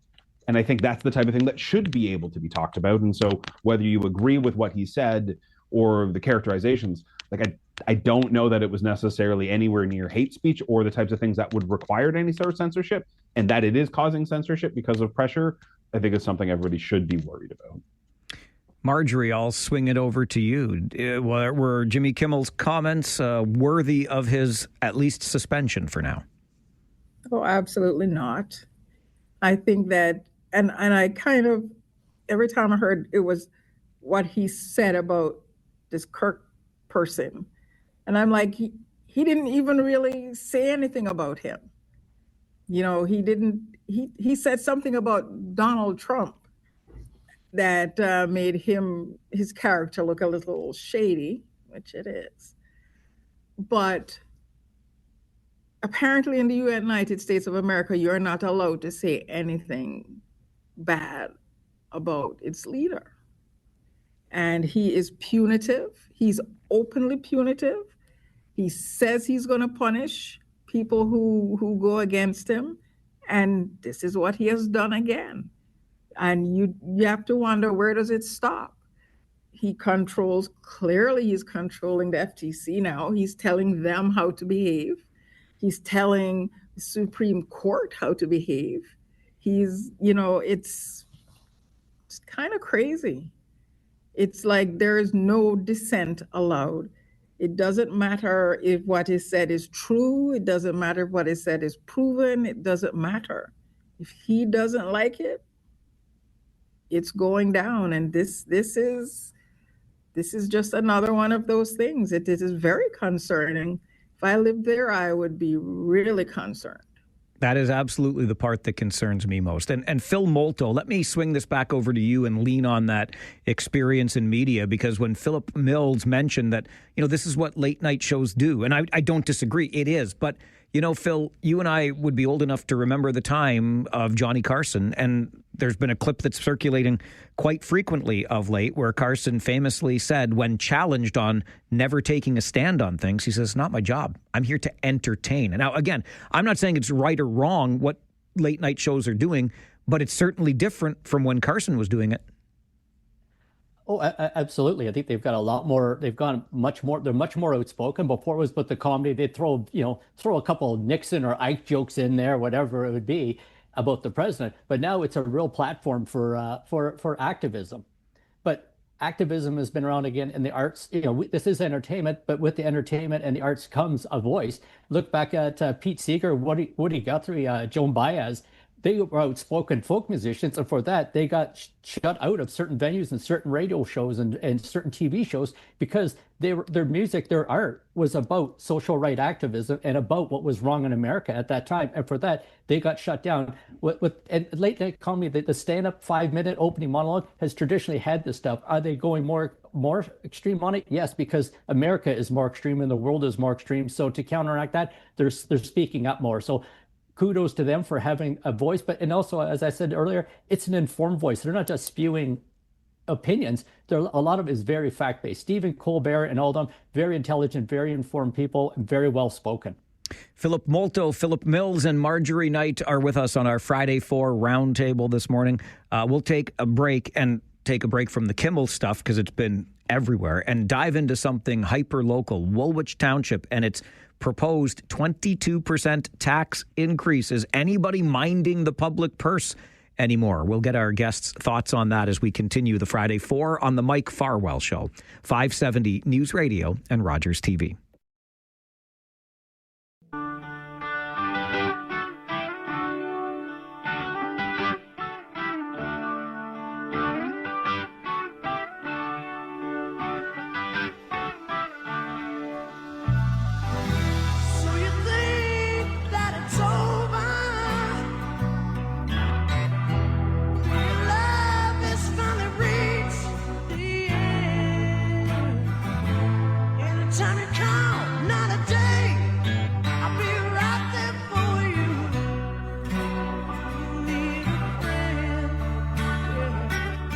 That is Tesla and Love Song for Nate on this All Request Friday, Love Songs edition.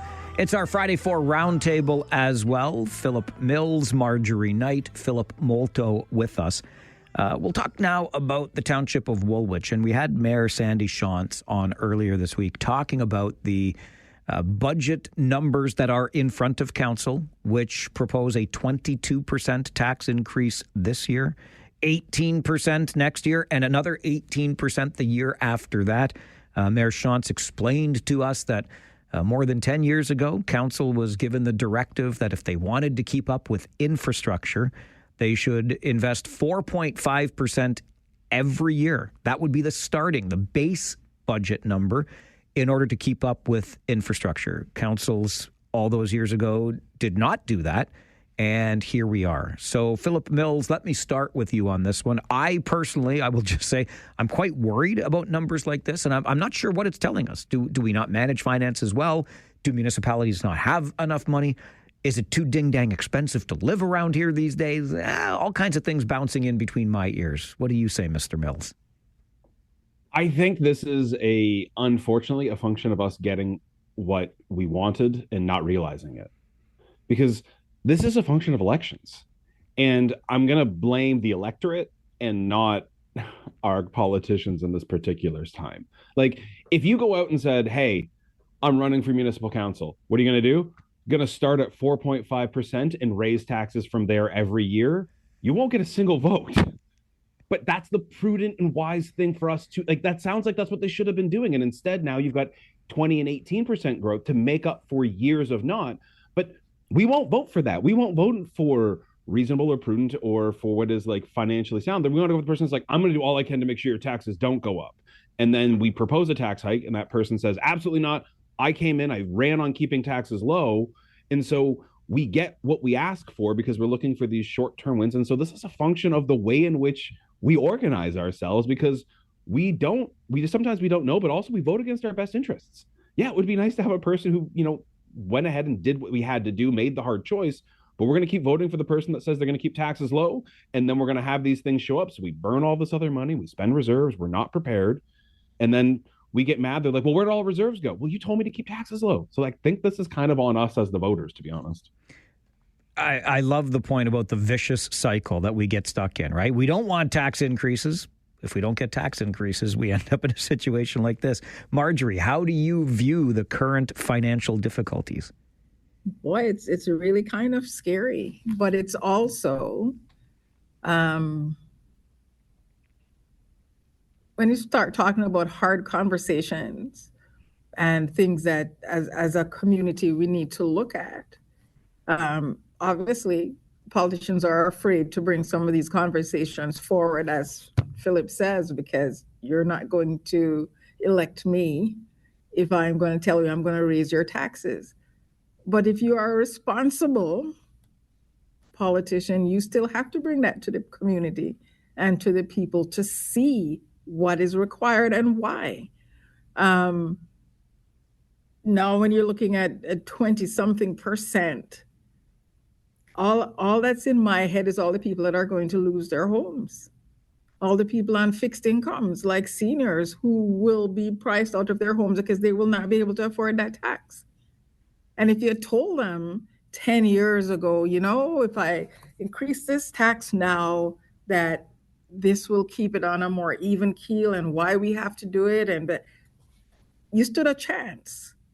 Now, we need to grow up and realize that everything can't be the way we want it to be, and that we need to do some things in the best interest of the community and the growth of our communities. But it has to be put to people. People have to know and make decisions accordingly. Now, if they make those decisions foolishly and end up back at 22%, well, you tried.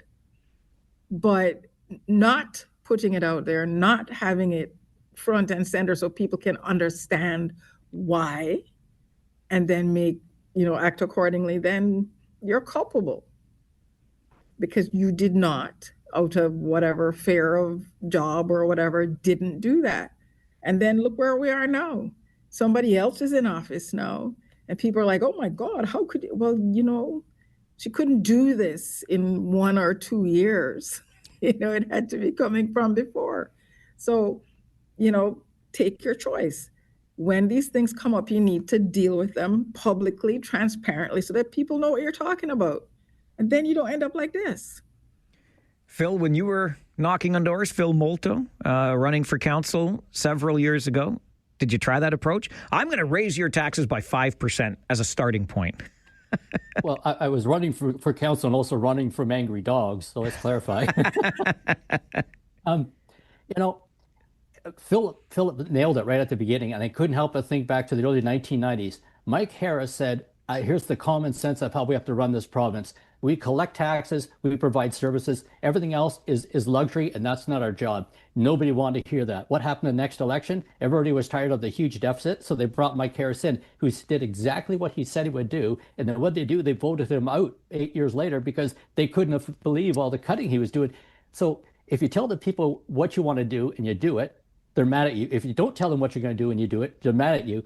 And it's a vicious circle because the reality is the taxes can't keep going up. If people are living off 2 and 3% increases, you can't say we got a 20% increase over 3 years. We got 50. We're going to break it up into 22 point whatever. You can't. You just can't. The people can't afford it. The younger people in today's world can't afford to be paying that much taxes. I've got 30-year-olds, a whole bunch of people who've got kids in their teens, 20s, 30s. They say they're being suffocated by this debt load of taxes that they can't deal with. And we have to remember, too, that municipally, the municipalities can't run up a deficit. So all they could do is cut services and raise taxes. Provincial government right now is running up a huge deficit. The federal government's running up a huge deficit. Municipalities don't have that option. They have to balance their books. The only way they can do that is raise taxes, or as everybody who's going up to Woolwich on, I believe, Monday night, it's more land for developers will be switched over. So do you want more land going to developer and use developer fees to offset your local tax problems temporarily? And in 4 years, you got to look for more developer fees. So what do they do with the money? How do they what are they going to do? But an underlying tone also when I was reading the articles about this that you'd sent us was they're saying we don't know how we're going to trim this. We can't. Well, I think you ran for that job. I think you ran for office and said, I can run this township and I can run this region. Do it. I'll bet that Mayor Shantz, who's been there for the better part of a decade now, wished she had started doing it sooner. Mm-hmm. And Marjorie, to Phil's point on young people today, I'm sure you see this through your work. If municipal taxes are going up 10, 15, 20%, and wages are going up 1, 2, 3%, in real dollars, we're falling further and further behind just as citizens. It is, but where I worry is that the age of our population is aging. There are a lot of seniors. That's the fastest growing group in homelessness is seniors. They're on a fixed income, a very fixed income. There are a lot of them who don't have these wonderful pensions. So what they have is what they have. And they're losing housing by the day because they can't afford to stay in. And so we are, how do you house seniors who are often infirm or have, certain disabilities? It's you can't just throw them into a shelter and go, here you are. It's crazy. Yeah, they have to look at this. I'm glad you brought that up, Marjorie. I'm so glad, because you make me think. It's a good reminder. There is our largest growing demographic is people 65 plus. Marjorie Knight, a family outreach worker at the House of Friendship. Philip Molto not only ran for municipal council in Kitchener, but spent about 30 years in media with our good friends over at what was then and will always be to me CKCO TV. And Philip Mills is the CEO at Habitat for Humanity, Waterloo Region. We're going to get you an update from the 570 News Center. And then I get comments that people are tired of it, and then I read my newspaper and I see every single letter to the editor today about speed cameras. Vaughan has done away with their speed cameras. Is it time for other municipalities to follow suit? Just forget what the Ontario Association of Chiefs of Police said. They like the speed cameras. We'll talk about it with our roundtable coming up on the Mike Farwell Show. 570 News Radio and Rogers TV.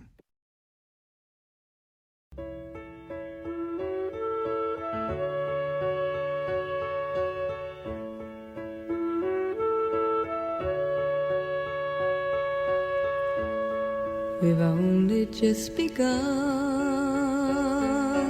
to live. White lace and promises, a kiss for luck and we're on our way. We've only begun before the rising sun. All right, I feel like I have to come clean with you here. I mean, it's the only way I know how to be. Straightforward and honest. I love me some Karen Carpenter. I love Karen Carpenter and the Carpenters. Go ahead, Molto. You like it too, don't you? She's an awesome drummer. People didn't know that. She was a great drummer. I'm listening to the voice, Phil. I'm listening to the voice.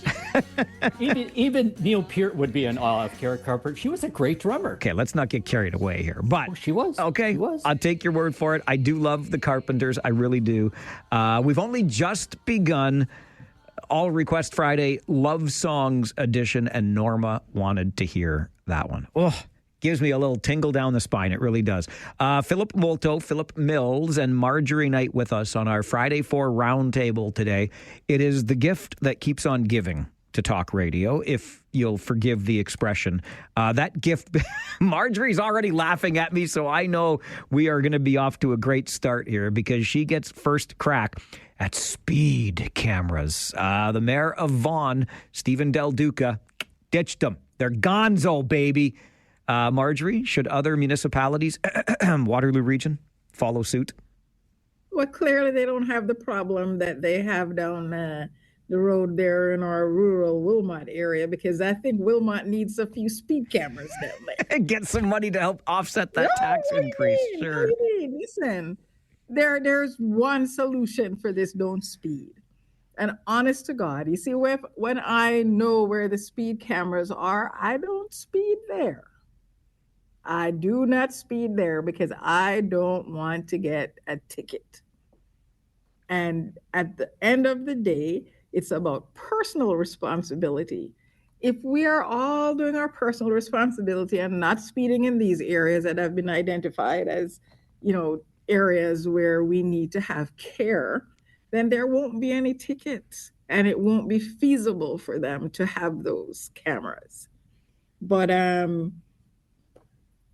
I kind of smile. Yes, I know that, on Christmas Day at 5 o'clock and getting a ticket for speeding through a school zone. But you know what? You know the camera is there, and you know what the speed limit is there. This is you. This is a you problem. You were speeding, and these are the consequences. And if this is the consequence that our municipality gets a little more money to spend on housing and education and healthcare, I'm okay with it. All right, Marjorie. Why you gotta be so right all the time, Marjorie Knight? Why you gotta be like that? They are only supposed to use the money for road and safety enhancements, etc. But your point is well taken. You bring up Christmas Day, and that's one of two things that really chafes my chaps about the cameras. All day long, every day of the year, I don't think is right. And I'm sorry, but dropping speed limits on people from 50 to 40 or even 30 and then slapping up a speed camera, I think you're being a little sneaky. I know you signed the speed limit, but come on with your coming on. Anyway. But even with that, I mean, yes, I can give you that these disparate, signs Right. of speed all along the way are annoying. But then, there are still solutions. I mean, we have areas where you have the flashing lights. When the lights are flashing within these times, you Please. have to be at this. I would love that. It could happen. I would love that.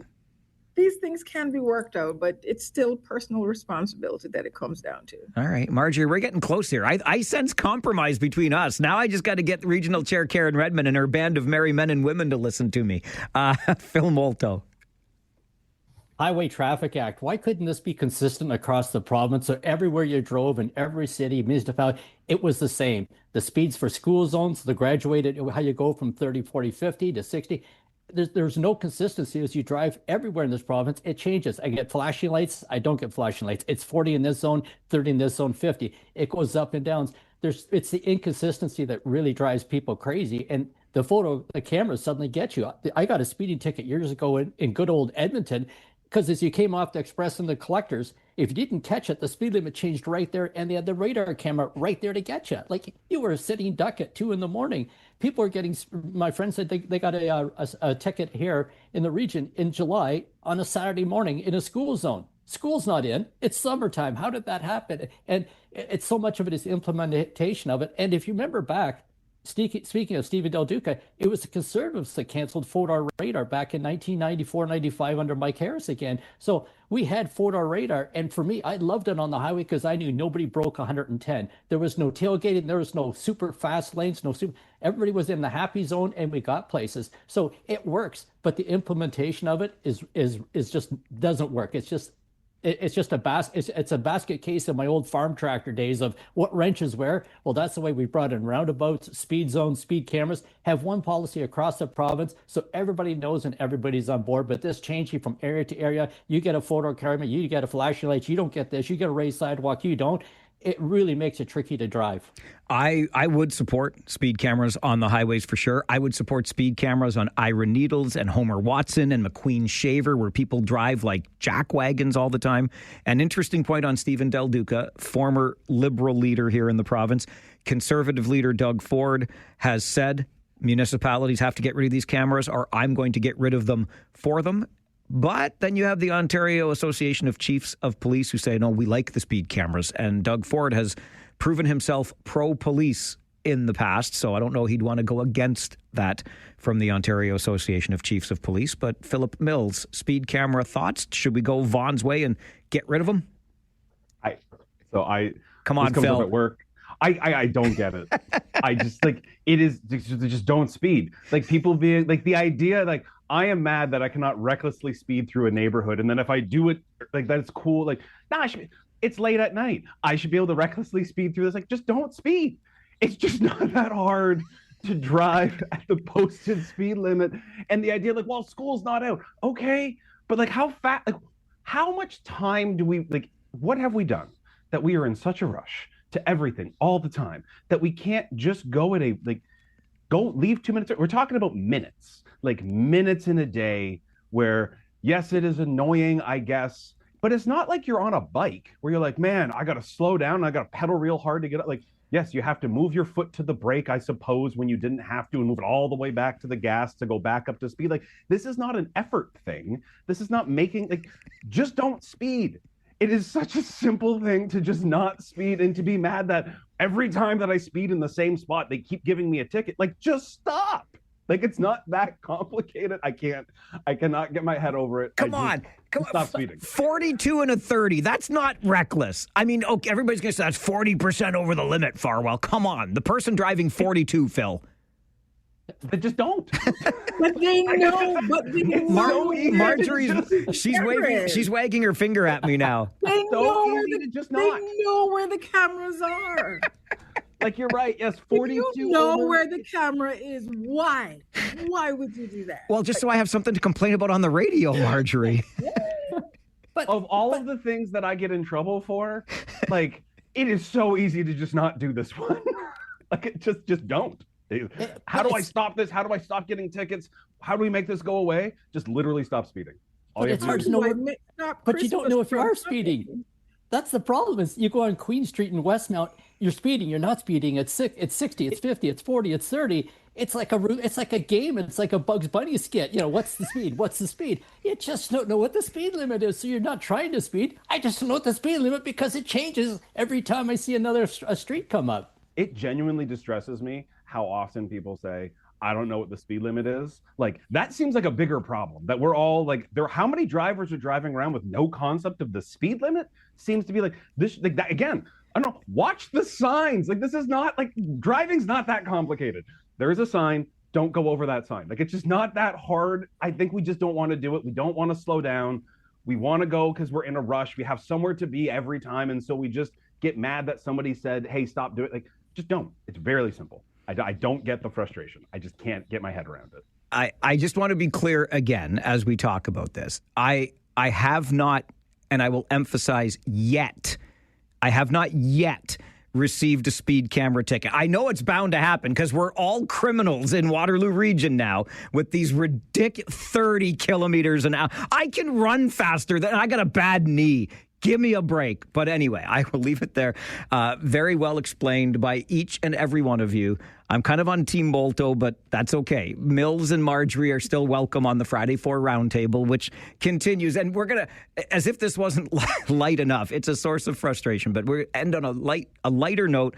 We'll remember Robert Redford, and we'll celebrate those Blue Jays as we continue with Philip Mills, Marjorie Knight, and Phil Molto on the Friday 4 Roundtable. This is the Mike Farwell Show, 570 News Radio and Rogers TV.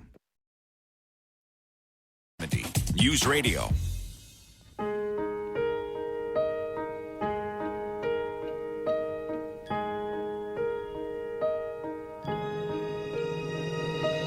Thanks for the times that you've given me. The memories are all in my mind. And now that we've come to the end of our rainbow, there's something I must say out loud. Those are the Commodores and 3 Times a Lady. There it is right there. I gotta ask, are all these songs to calm Phil Mills down? Because this is like watching Politically Incorrect with Bill Maher. Philip is just out of control I today. love it. He just brought he made it pretty simple. Don't speed. And anyway, I love it. We have the conversation around here all the time too. No, these songs are by request of Farwell Show listeners. Love Songs Edition. Commodores for Grant on this All Request Friday. That voice you heard, Phil Molto. The other Phil to whom Molto referred, Philip Mills, and Marjorie Knight is with us as we wrap up the roundtable for another week. And I thought, listen, if we're talking about cancel culture and high taxes and the frustration of speed cameras, we should end on a slightly lighter note. The world lost, and I don't know why I felt it as acutely as I did, I guess I was a bigger Robert Redford fan than I thought. Huge Butch Cassidy and the Sundance Kid guy. I think Spy Game was an underrated Robert Redford performance. So we've got him to remember. And, of course, how about our Blue Jays?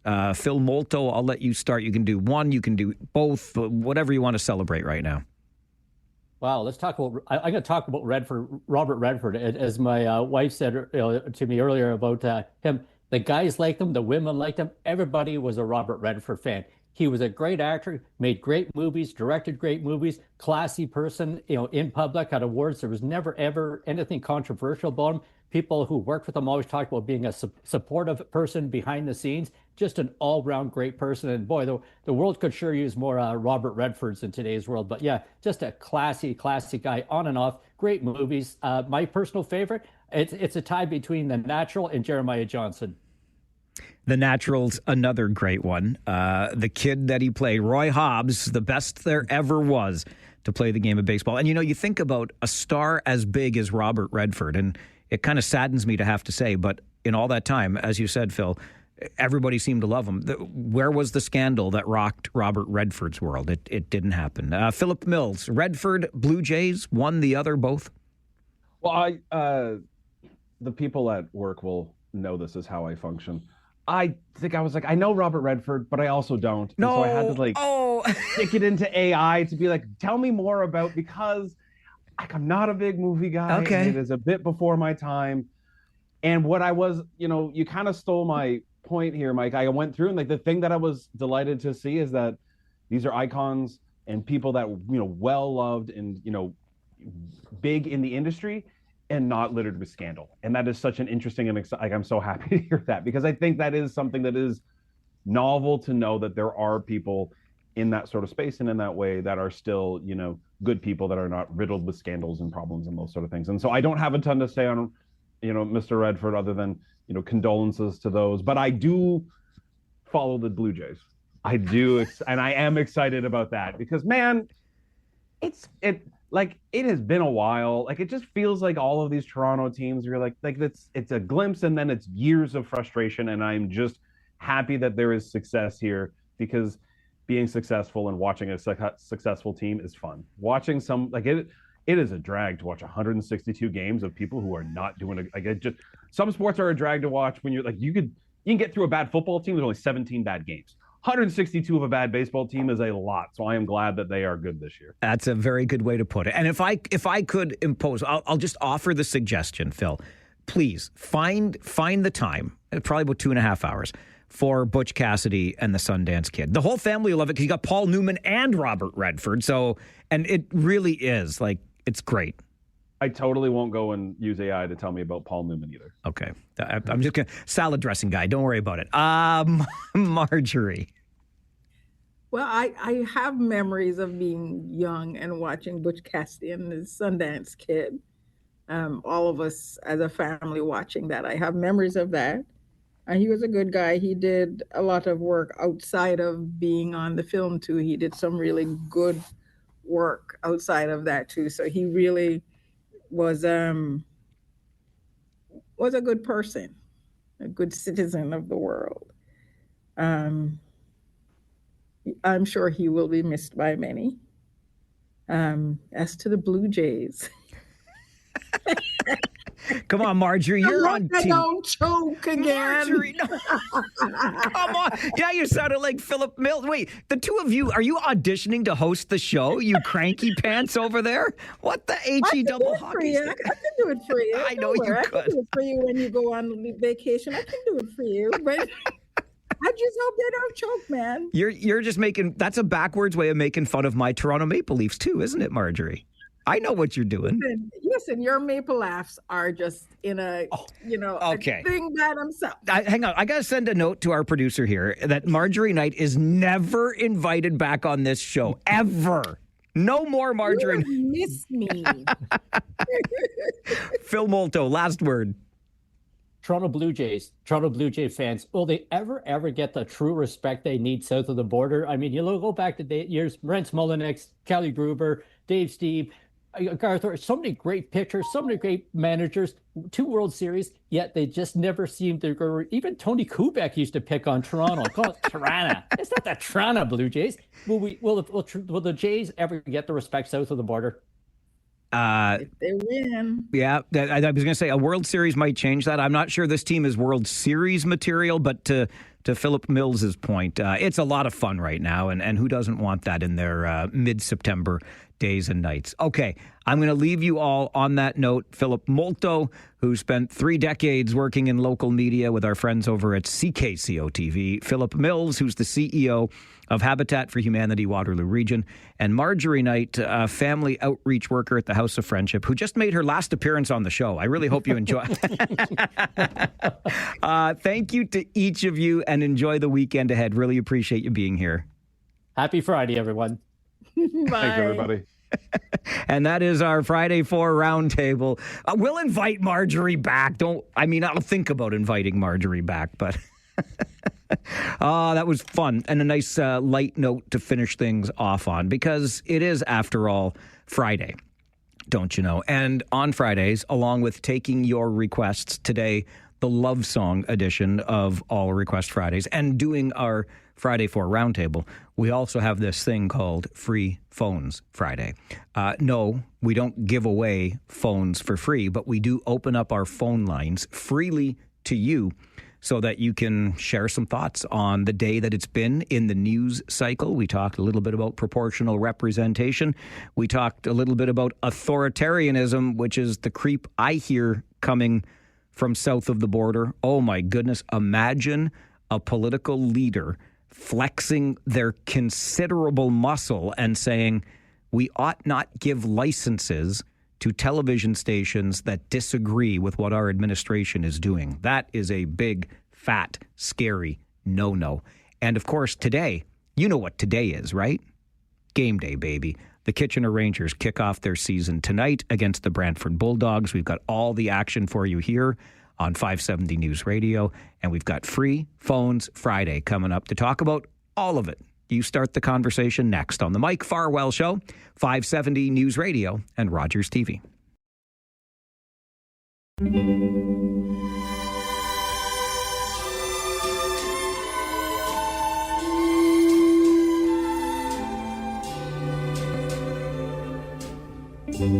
I bless the day I found you. I want to stay around you, and so I beg you, let it be me. Oh, Annie wanted to hear the Everly Brothers and Let It Be Me on this All Request Friday Love Song Edition. Don't you come at me because you want more hard driving rock and roll. We're all just mellowing out a little bit today, me included, except for that last little bit about speed cameras again. We are into the Free Phones Friday portion of our show and week, our final hour together. Open phone lines for you. You make the call. We'll answer and have the conversation. 519-570-2545, star 570, and 1-800-570-5715. Phone lines already busy. Remember, if you can't get through on one of those lines, try another one. They'll open up for you pretty quick. I'm going to get through as many calls as I can, though, so right to it. Grant, your first. Good afternoon. Yeah, good afternoon. Thank you for playing this song, and there is one person that doesn't know who Robert Redford is. I listen to this Faith FM, and they always have Christian speakers. And this one lady that I call up once a week, I mentioned to her yesterday, did you hear about Robert Redford? No, who is he? You know what, Grant? You just proved something else, because one of our guests on the Friday 4 said he had no concept or knowledge of Robert Redford either. And you also admitted in that same breath that you are cheating on me with another radio station. Now listen, the folks at Faith FM, of whom I know many, do fine work. But you can't double dip the chip, Grant. You're either with me or you're against me. And I would like you to stay with me, okay? So no more invoking other radio stations. Well, go ahead and invoke them. I don't care. They do great work. But come on with your coming on. We literally just talked about Robert Redford, and one of our guests on this station, not another station, said, I don't know much about Robert Redford. I had to Google him. Thank you anyway, Grant. And you're welcome for playing your request. Thank you for making it. Kyle, good afternoon. I will double dip the way I want to dip this chip, and you can dip the way you want to dip that chip. Only if we're using our own bowls. Okay. Okay. This will be my last phone call with you until I come back from vacation. So I want to wish the Rangers a very happy opening season tonight. And then everybody have a great Thanksgiving, because I'll be back on Thanksgiving Day. So unless Rogers is flipping the bill for my calls to call from Europe to do your show, I will be not available. So I just want to let you know, Mike. So have a fantastic 2.5 weeks until I come back, my friend. All right, Kyle, appreciate the call. I would humbly submit to you that ain't nobody needs to foot your bill for your phone calls if you can afford a 2.5 week European vacation. I would like a job like that, please and thank you. That provides me such opportunity. But I hope you enjoy yourself, and good to hear from you today. Sean, good afternoon. Good afternoon. No speed cameras, I promise. Okay, thank you. I'm trying to stay mellow, although I got some thoughts.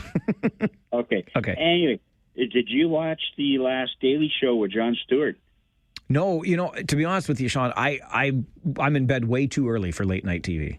Well, you can watch it online. You don't have to stay up. What do you mean online? What does that mean? Okay, you can watch it on Paramount Plus. You can catch it on YouTube. You don't have to stay up late. YouTube. It's funny. Yeah. I listen to the Paramount radio. Plus. I listen to the radio and I watch TV. I'm not into all this newfangled stuff. Anyway, yes. Well, don't you have a younger relative or something that could show you how to do it? Yeah, but then that would imply me learning something new, Sean. You don't have to. Just let them do it. Can you find me the Late Show? Can you find me the Daily Show? Yeah. Okay. Anyway, it was magnificent. It was about basically Jon Stewart. He played the part of the towering sycophant. He called Trump the Great Daddy. He implied certain body parts are bigger than anybody else's body parts, and they were extra special. He said he was the bestest president ever, basically. It was magnificent. He even had a choir singing the praises of Donald Trump. You should have seen this. It was magnificent. And then at the end of it, to cap it off, he brought in the Constitution of the Philippines is based on the United States.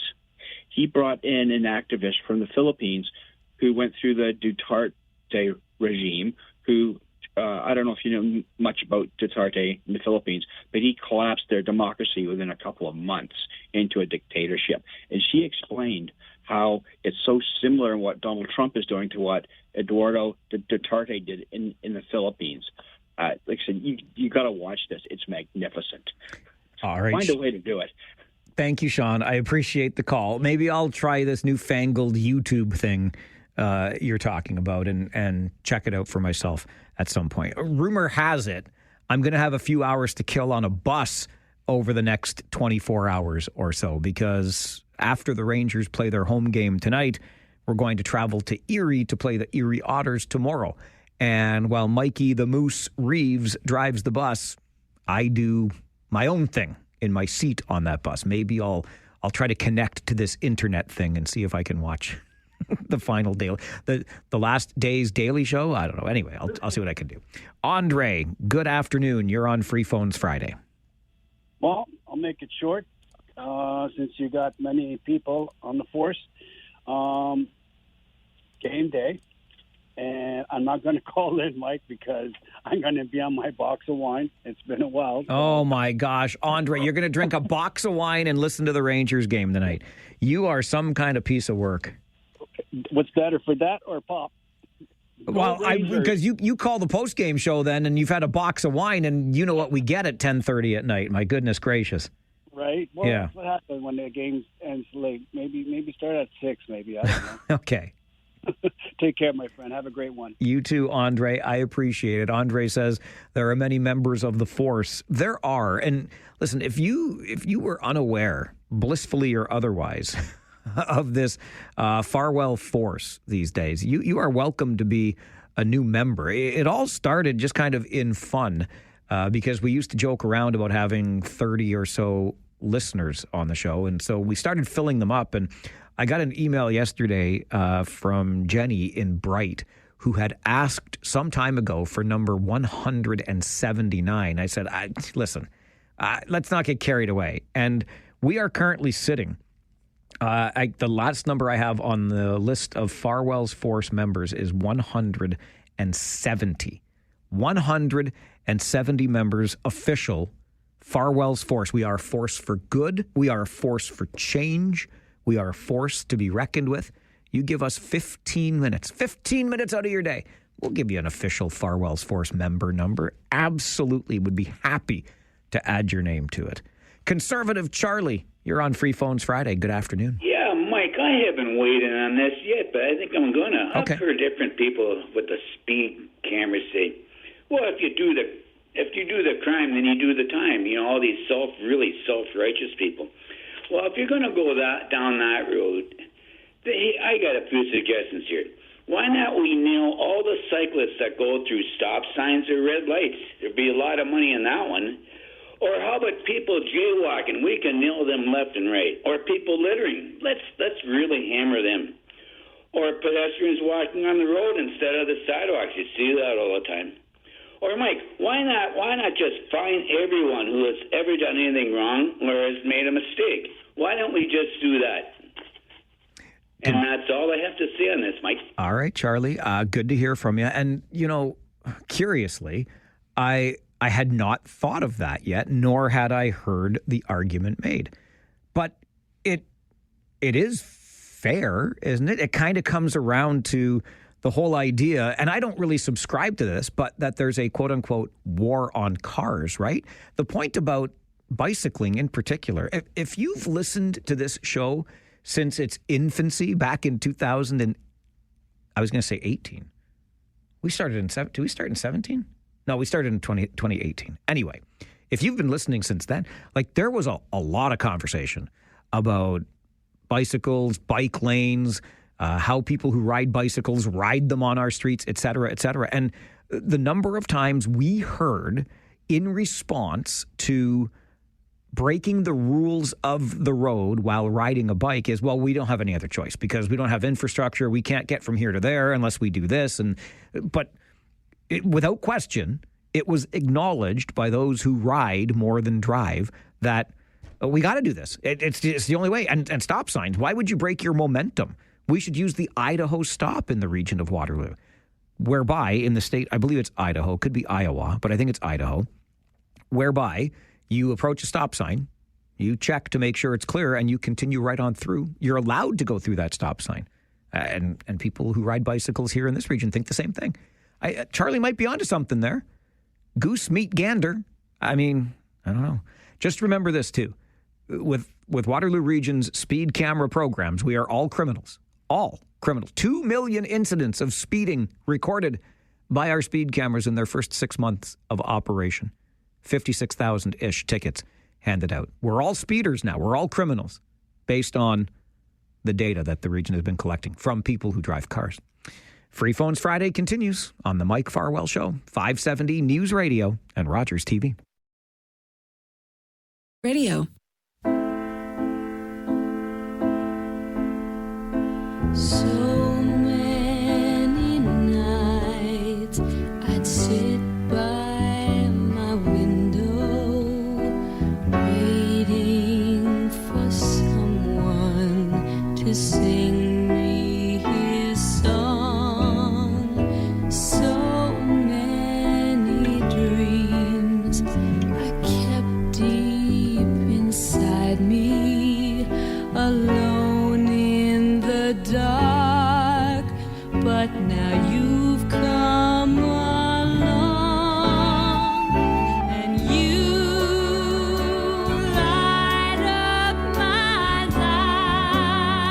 life. Some Debbie Boone, and you light up my life. By request for Dave, Farwell's Force member number 47 on this All Request Friday Love Songs edition as we continue Free Phones Friday. And Preston Paul, I hope you heard Whole Lot of Love by Zeppelin earlier today, your request. I did. Attaboy. I thought it kind of broke the momentum a little bit.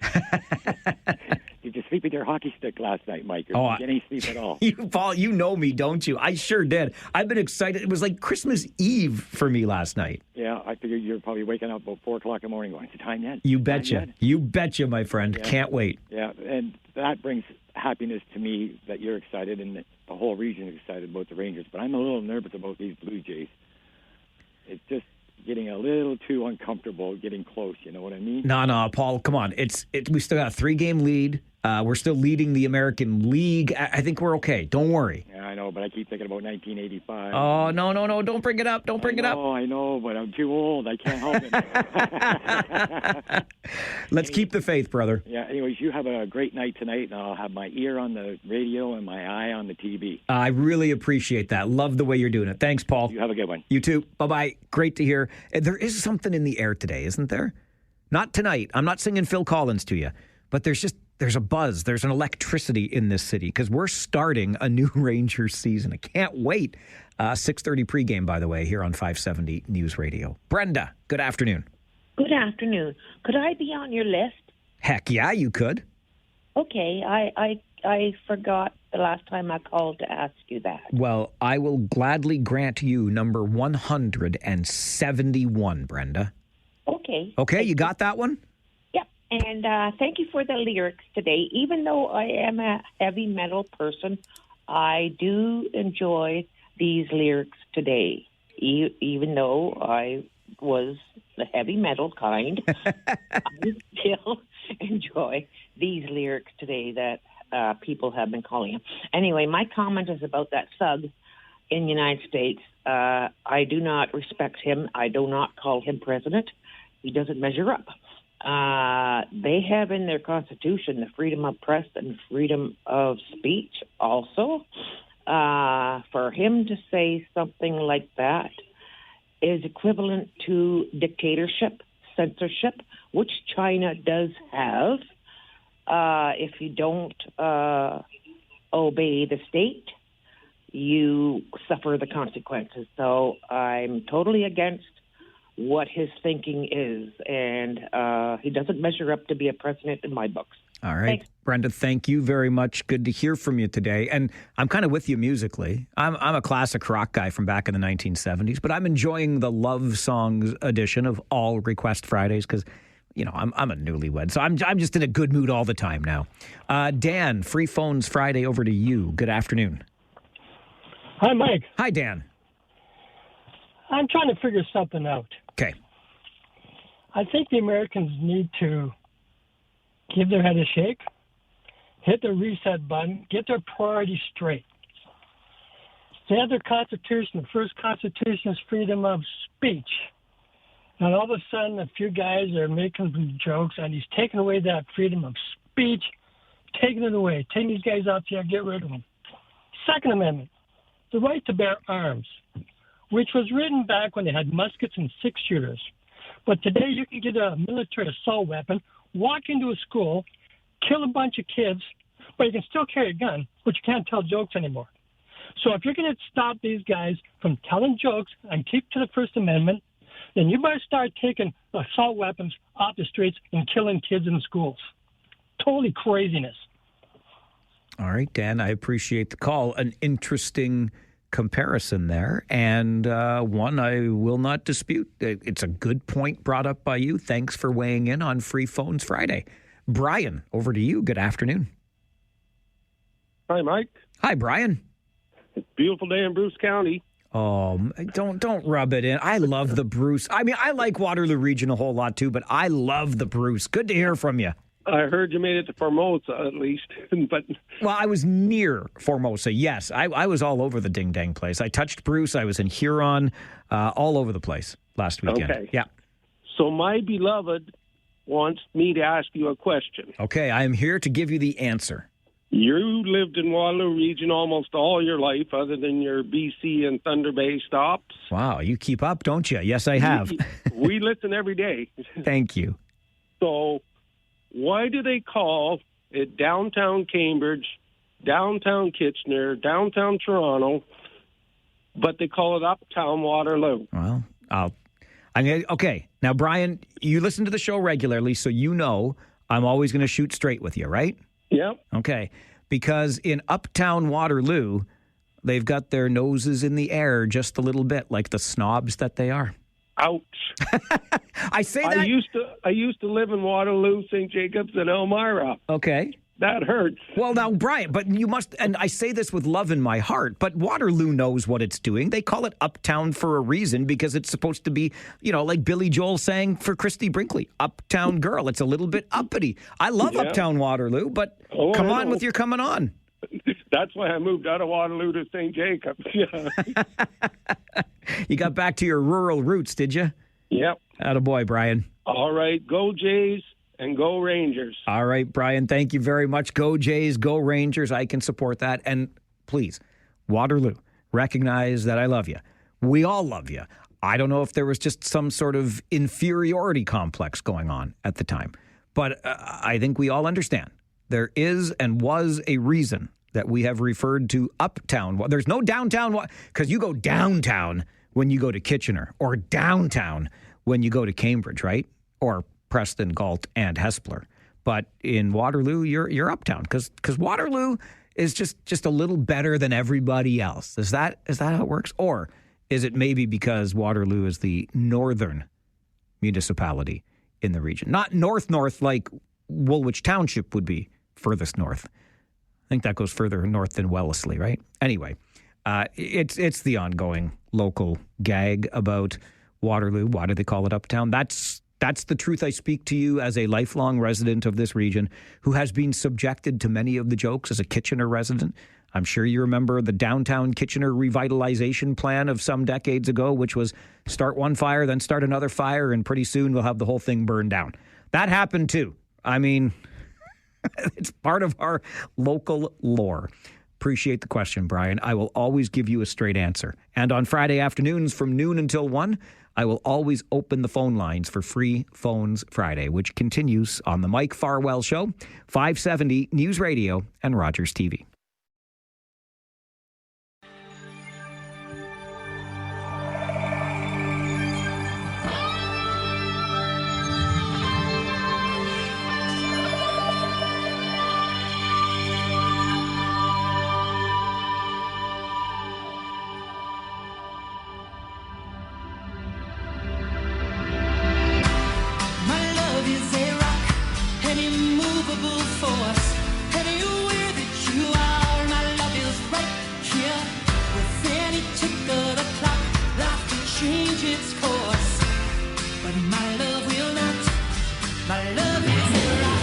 Some REO Speedwagon. We played Keep On Lovin' You earlier. This one is Love is a Rock by request from Greg on this All Request Friday Love Songs edition. Quickly to an email to Mike at 570news.com. Before you get too mad at me for making fun of Uptown Waterloo and the snobbery because noses are in the air, Pete's email to Mike at 570news.com says, I grew up in Kitchener. And when people from out of town ask why it's Uptown Waterloo and downtown Kitchener, I say the same thing. Pete's email is also entitled Kitchener, but the kitsch is replaced with a rhyming four-letter word. I can't say it on the air, but I mean, we talked about the TV show Schitt's Creek on the air, didn't we? Anyway, Pete's email, you can understand then. And so we live here. And we make fun because we love. That's all, okay? Free Phones Friday continues. Back to the phones. Mad Dog. Who is Mad Dog? Good afternoon. Good afternoon, Mr. Farwell. How are we doing? Well, to be honest with you, I'm a little bit nervous right now. My finger is close to a certain button that keeps me safe when somebody named Mad Dog phones the show. No, I called before, and I said to you a long time ago, one of these days I'll tell you why I was called Mad Dog. Is today the day? Today's the day, my friend. All right, bring it on, Mad Dog. It's because of the hockey seasons, both out. Well, yours starting tonight and the Leafs pretty soon. So I know you're a connoisseur of hockey. I have a question for you. Okay. I have a question. Yes, sir. Do you remember a fellow by the name of Steve Durbano? Of course I do.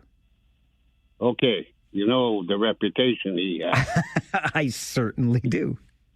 Okay, well, I'm one of his best friends, and I'm not ashamed to say that. But anyhow, years ago, I didn't know all the hayroof that was going on. He had invited me to a Peterborough Pete's game with him. So I said, okay. So we went to the game, and lo and behold, we're standing up in the back 40 or whatever, the nosebleed section. Somebody recognized him in the crowd. Of course they did. All of a sudden, the whole fan, like it was about 20 guys coming up to try to get into a fight with him, call him all kinds of names. Well, back in those days, we used to live in Rexdale, which was a pretty rough area. And to say I'm not too ashamed of it, I was, well known for my reputation. But anyhow, I stood up to these guys, told them to buzz off, whatever. They all took off. We went outside, and Steve Durano said to me, "You are some kind of a mad dog." And I said, "Why?" And he said, "I wouldn't have done that at all." He said, "I would have been feet don't fail me now." I love it. I just thought I'd bring that up. It wasn't to spoil your day. It wasn't to spoil any of your love songs. As a matter of fact, I called in too late, and I wanted to get a request in by, I'll just mention it, by Van Morrison. It was called Someone Like You. Ooh. I don't know if you ever heard that song. I love me some Into the Mystic Van Morrison days. I could get behind that stuff, Mad Dog, but one of these days we'll find that one for you, okay? Okay, and the other question, quickly, not to keep you on the line, is I'm wheelchair bound now at my age, and I'm wondering, is there a section that you can sit in at the Rangers game for wheelchairs? Oh, absolutely. So it's like a one section of all wheelchair people? There are areas on the corners of the bowl, all around the rink. So there would be room for several wheelchairs in each of those areas. Yep. Okay, and do you know if they charge you extra or more or less money? That I can't be sure of, but I know a simple call to the box office will sort you out. All right, I'll do that. And while I'm on the phone, I'd like to be force number 171, is it? You know what? I already got a request for 171, but Mad Dog, I'll make you 172.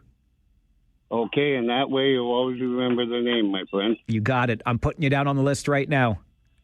All right, thank you. Thanks, Mad Dog. Oh, that's a fun trip down memory lane. Steve Durbano.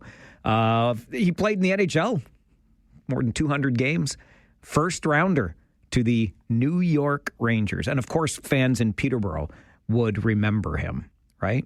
Because Peterborough junior hockey fans are some of the best in this league. I mean, we've got the best here in Kitchener, but Peterborough is not far behind. Great tradition of junior hockey in Peterborough.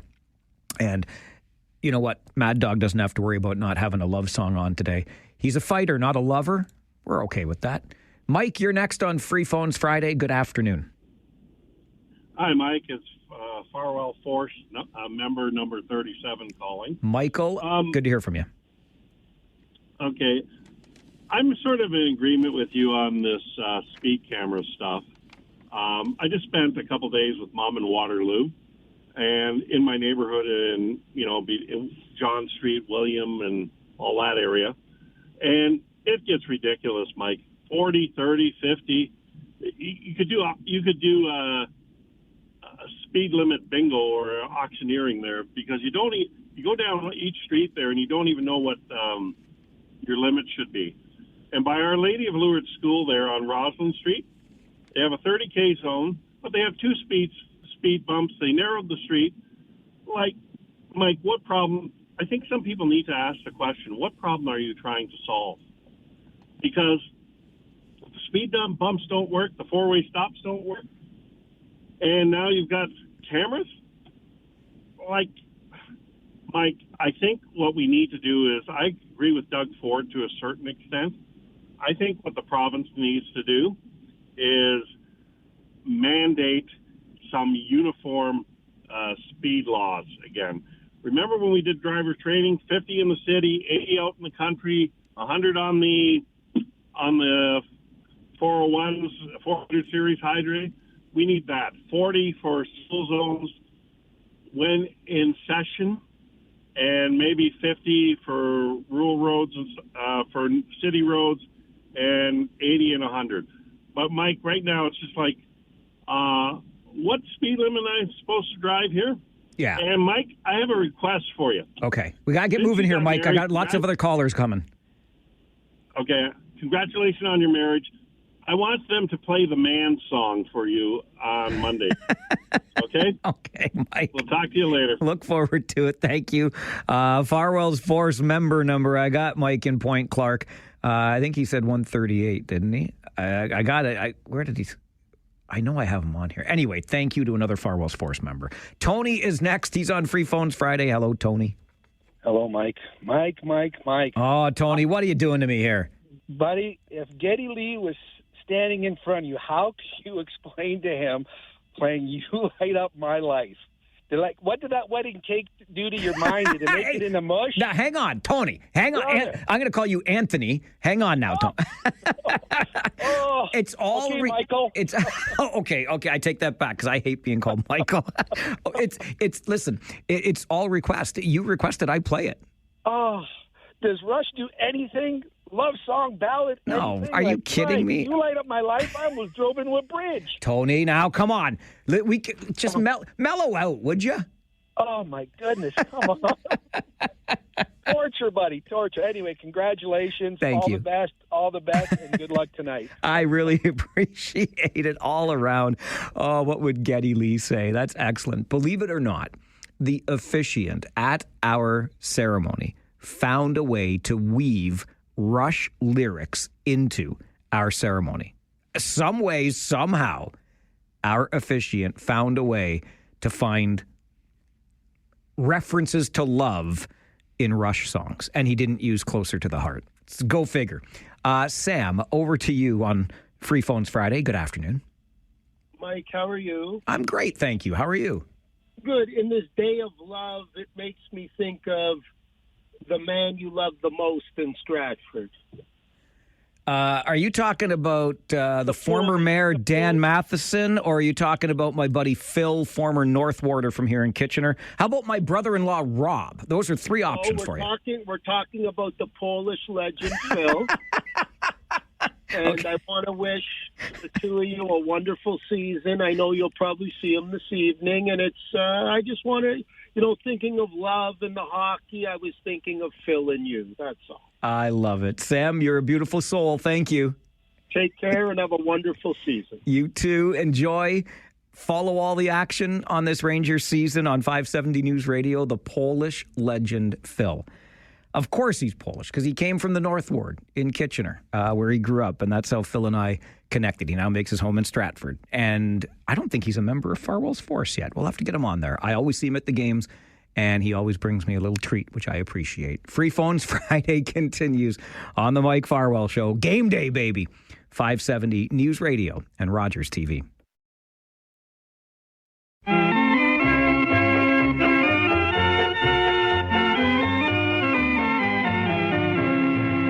The other night, dear, as I lay sleeping, I dreamed I held you in my arms.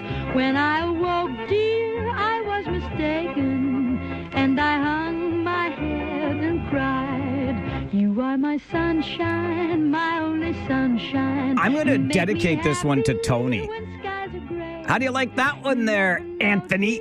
By request from Francis, some Doris Day and You Are My Sunshine on this All Request Friday Love Songs edition. Tony called earlier, couldn't believe some of the music we were playing today. Your request is our command. And if Francis wants to hear Doris Day, ding dang it, it's Francis's day to hear Doris Day. Free Phones Friday continues as we wrap up our week together. Right back to the phones. Terry, good afternoon. Hey, good afternoon, Mike. A couple of things here. Regarding the Jays, I was kind of worried that they were going to break their record for most wins in a season. I don't think they're going to do it now, but that record, Mike, that they set, they didn't even make the playoffs that year. You know what year that was? That would have been 89? 87. 87. Yeah, 89 they made the playoffs. They made the playoffs, 89, yeah. Yeah, they lost to Oakland. But yeah, 87 when they lost those 7 straight at the end of the year. But Mike, I know the previous analysts you had, they never co-hosted the post-game show with you, like Paul Fixter did. Is the new fella, is he going to be co-hosting with you at the end? Or? He is, absolutely. It's going to be Josh Piercy and I together late into the night, except tonight because we have to catch the bus to go to Erie. So the post-game extended will start next week. That's why I thought I'd call, because when Andre called, he said he was going to drink his wine and then call in, and I thought, wait a minute, if they're playing in Erie, chances of the post-game show is not high, because I know most often when you guys play the next day, after a Friday night, when you play Erie on Saturday night, you guys bolt right out of there after the game. You're a smart man, Terry. But here's what I thought when Andre said that: he's going to call the radio station anyway and think he's talking to the post game show. Oh, he'll be a box of wine deep. He won't care. You're trying to psych him out. But yeah, I'll probably be. I was going to go listen, but the usual suspects: Cody, Evan, Eddie, Robbie English. You got to get some new blood in there, Mike. Well, Terry, you're welcome anytime. All you have to do is phone. I called once before. Well, see, this is my favorite thing about talk radio. You need to get some new callers. Well, guess what? You could be that new caller. You just don't call. You see how it works? Except for tonight. Except for tonight. That's right. Might have to wait till next Friday. Okay, Mike. All right, Terry. Okay, good luck tonight. I hope they do well against Brantford. I heard Brantford's supposed to be a good team, so we'll see how they do. This will probably be a good measuring stick for them. So hope for the best. Thanks, Terry. Good to hear from you today. It's going to be tough for both teams tonight, just for the record, because both teams have a lot of players away at NHL camps. So as much as this is a marquee matchup on paper with all of the players in place, it'll be a little less than that tonight. But it's still opening night, and nothing's better than an opening night. I real quick have to go back to, I found Mike from Point Clark, who called earlier, and he is Farwell's Force member number 37, which is, I'm sure, what he said. And you were probably yelling at your radio. One of the things I'm supposed to do is actively listen, and I failed miserably with Mike, who called earlier and identified himself by Farwell's Force number. I'm sorry for that. He's number 37. I've got it written down.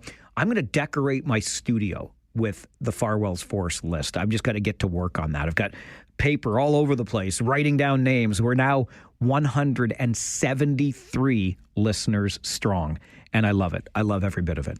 Bob, you're next on Free Phones Friday. Good afternoon. Hi, Mike. Hi, I'm calling Bob. about the 30-kilometer-an-hour zones and how I find them agonizingly slow. And I have a bit of a story that happened to me earlier this week. I was outside of St. Margaret's in Cambridge, and I look in my rear-view mirror as I'm going through the 30 zone, and I'm doing 30. And there was a kid in a motorized scooter tailgating me about a foot behind me. And I looked, and it was like a scooter, like a skateboard with a little T-handle on it. And then he passed me, and I'd say he passed me at probably about 50 or 60 kilometers an hour, which I found kind of humorous. Kind of wondering what would happen if there was photo radar there, whether the radar would pick up on the kid and take a picture of my license plate. But I find 30 pretty slow. Obviously, the kid did too. Obviously, he did. That's an interesting question, Bob, because there's no way they'd catch the scooter. It would have been you that got ticketed. Yeah, the motion was picking him up.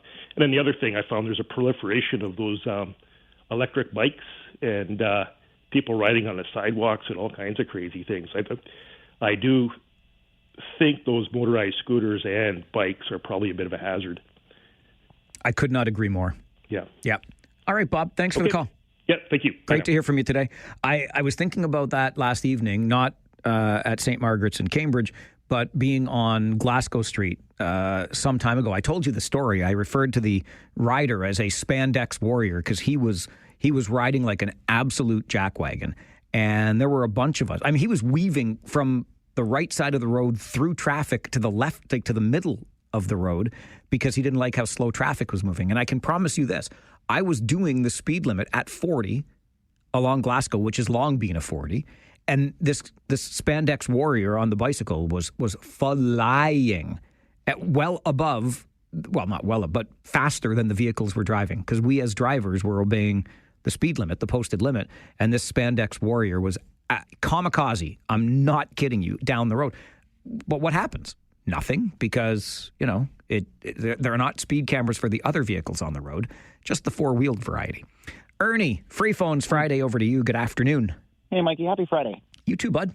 I haven't really chimed in on the camera thing. I agree with you, like almost dead on with all that garbage. But I wanted to bring something up.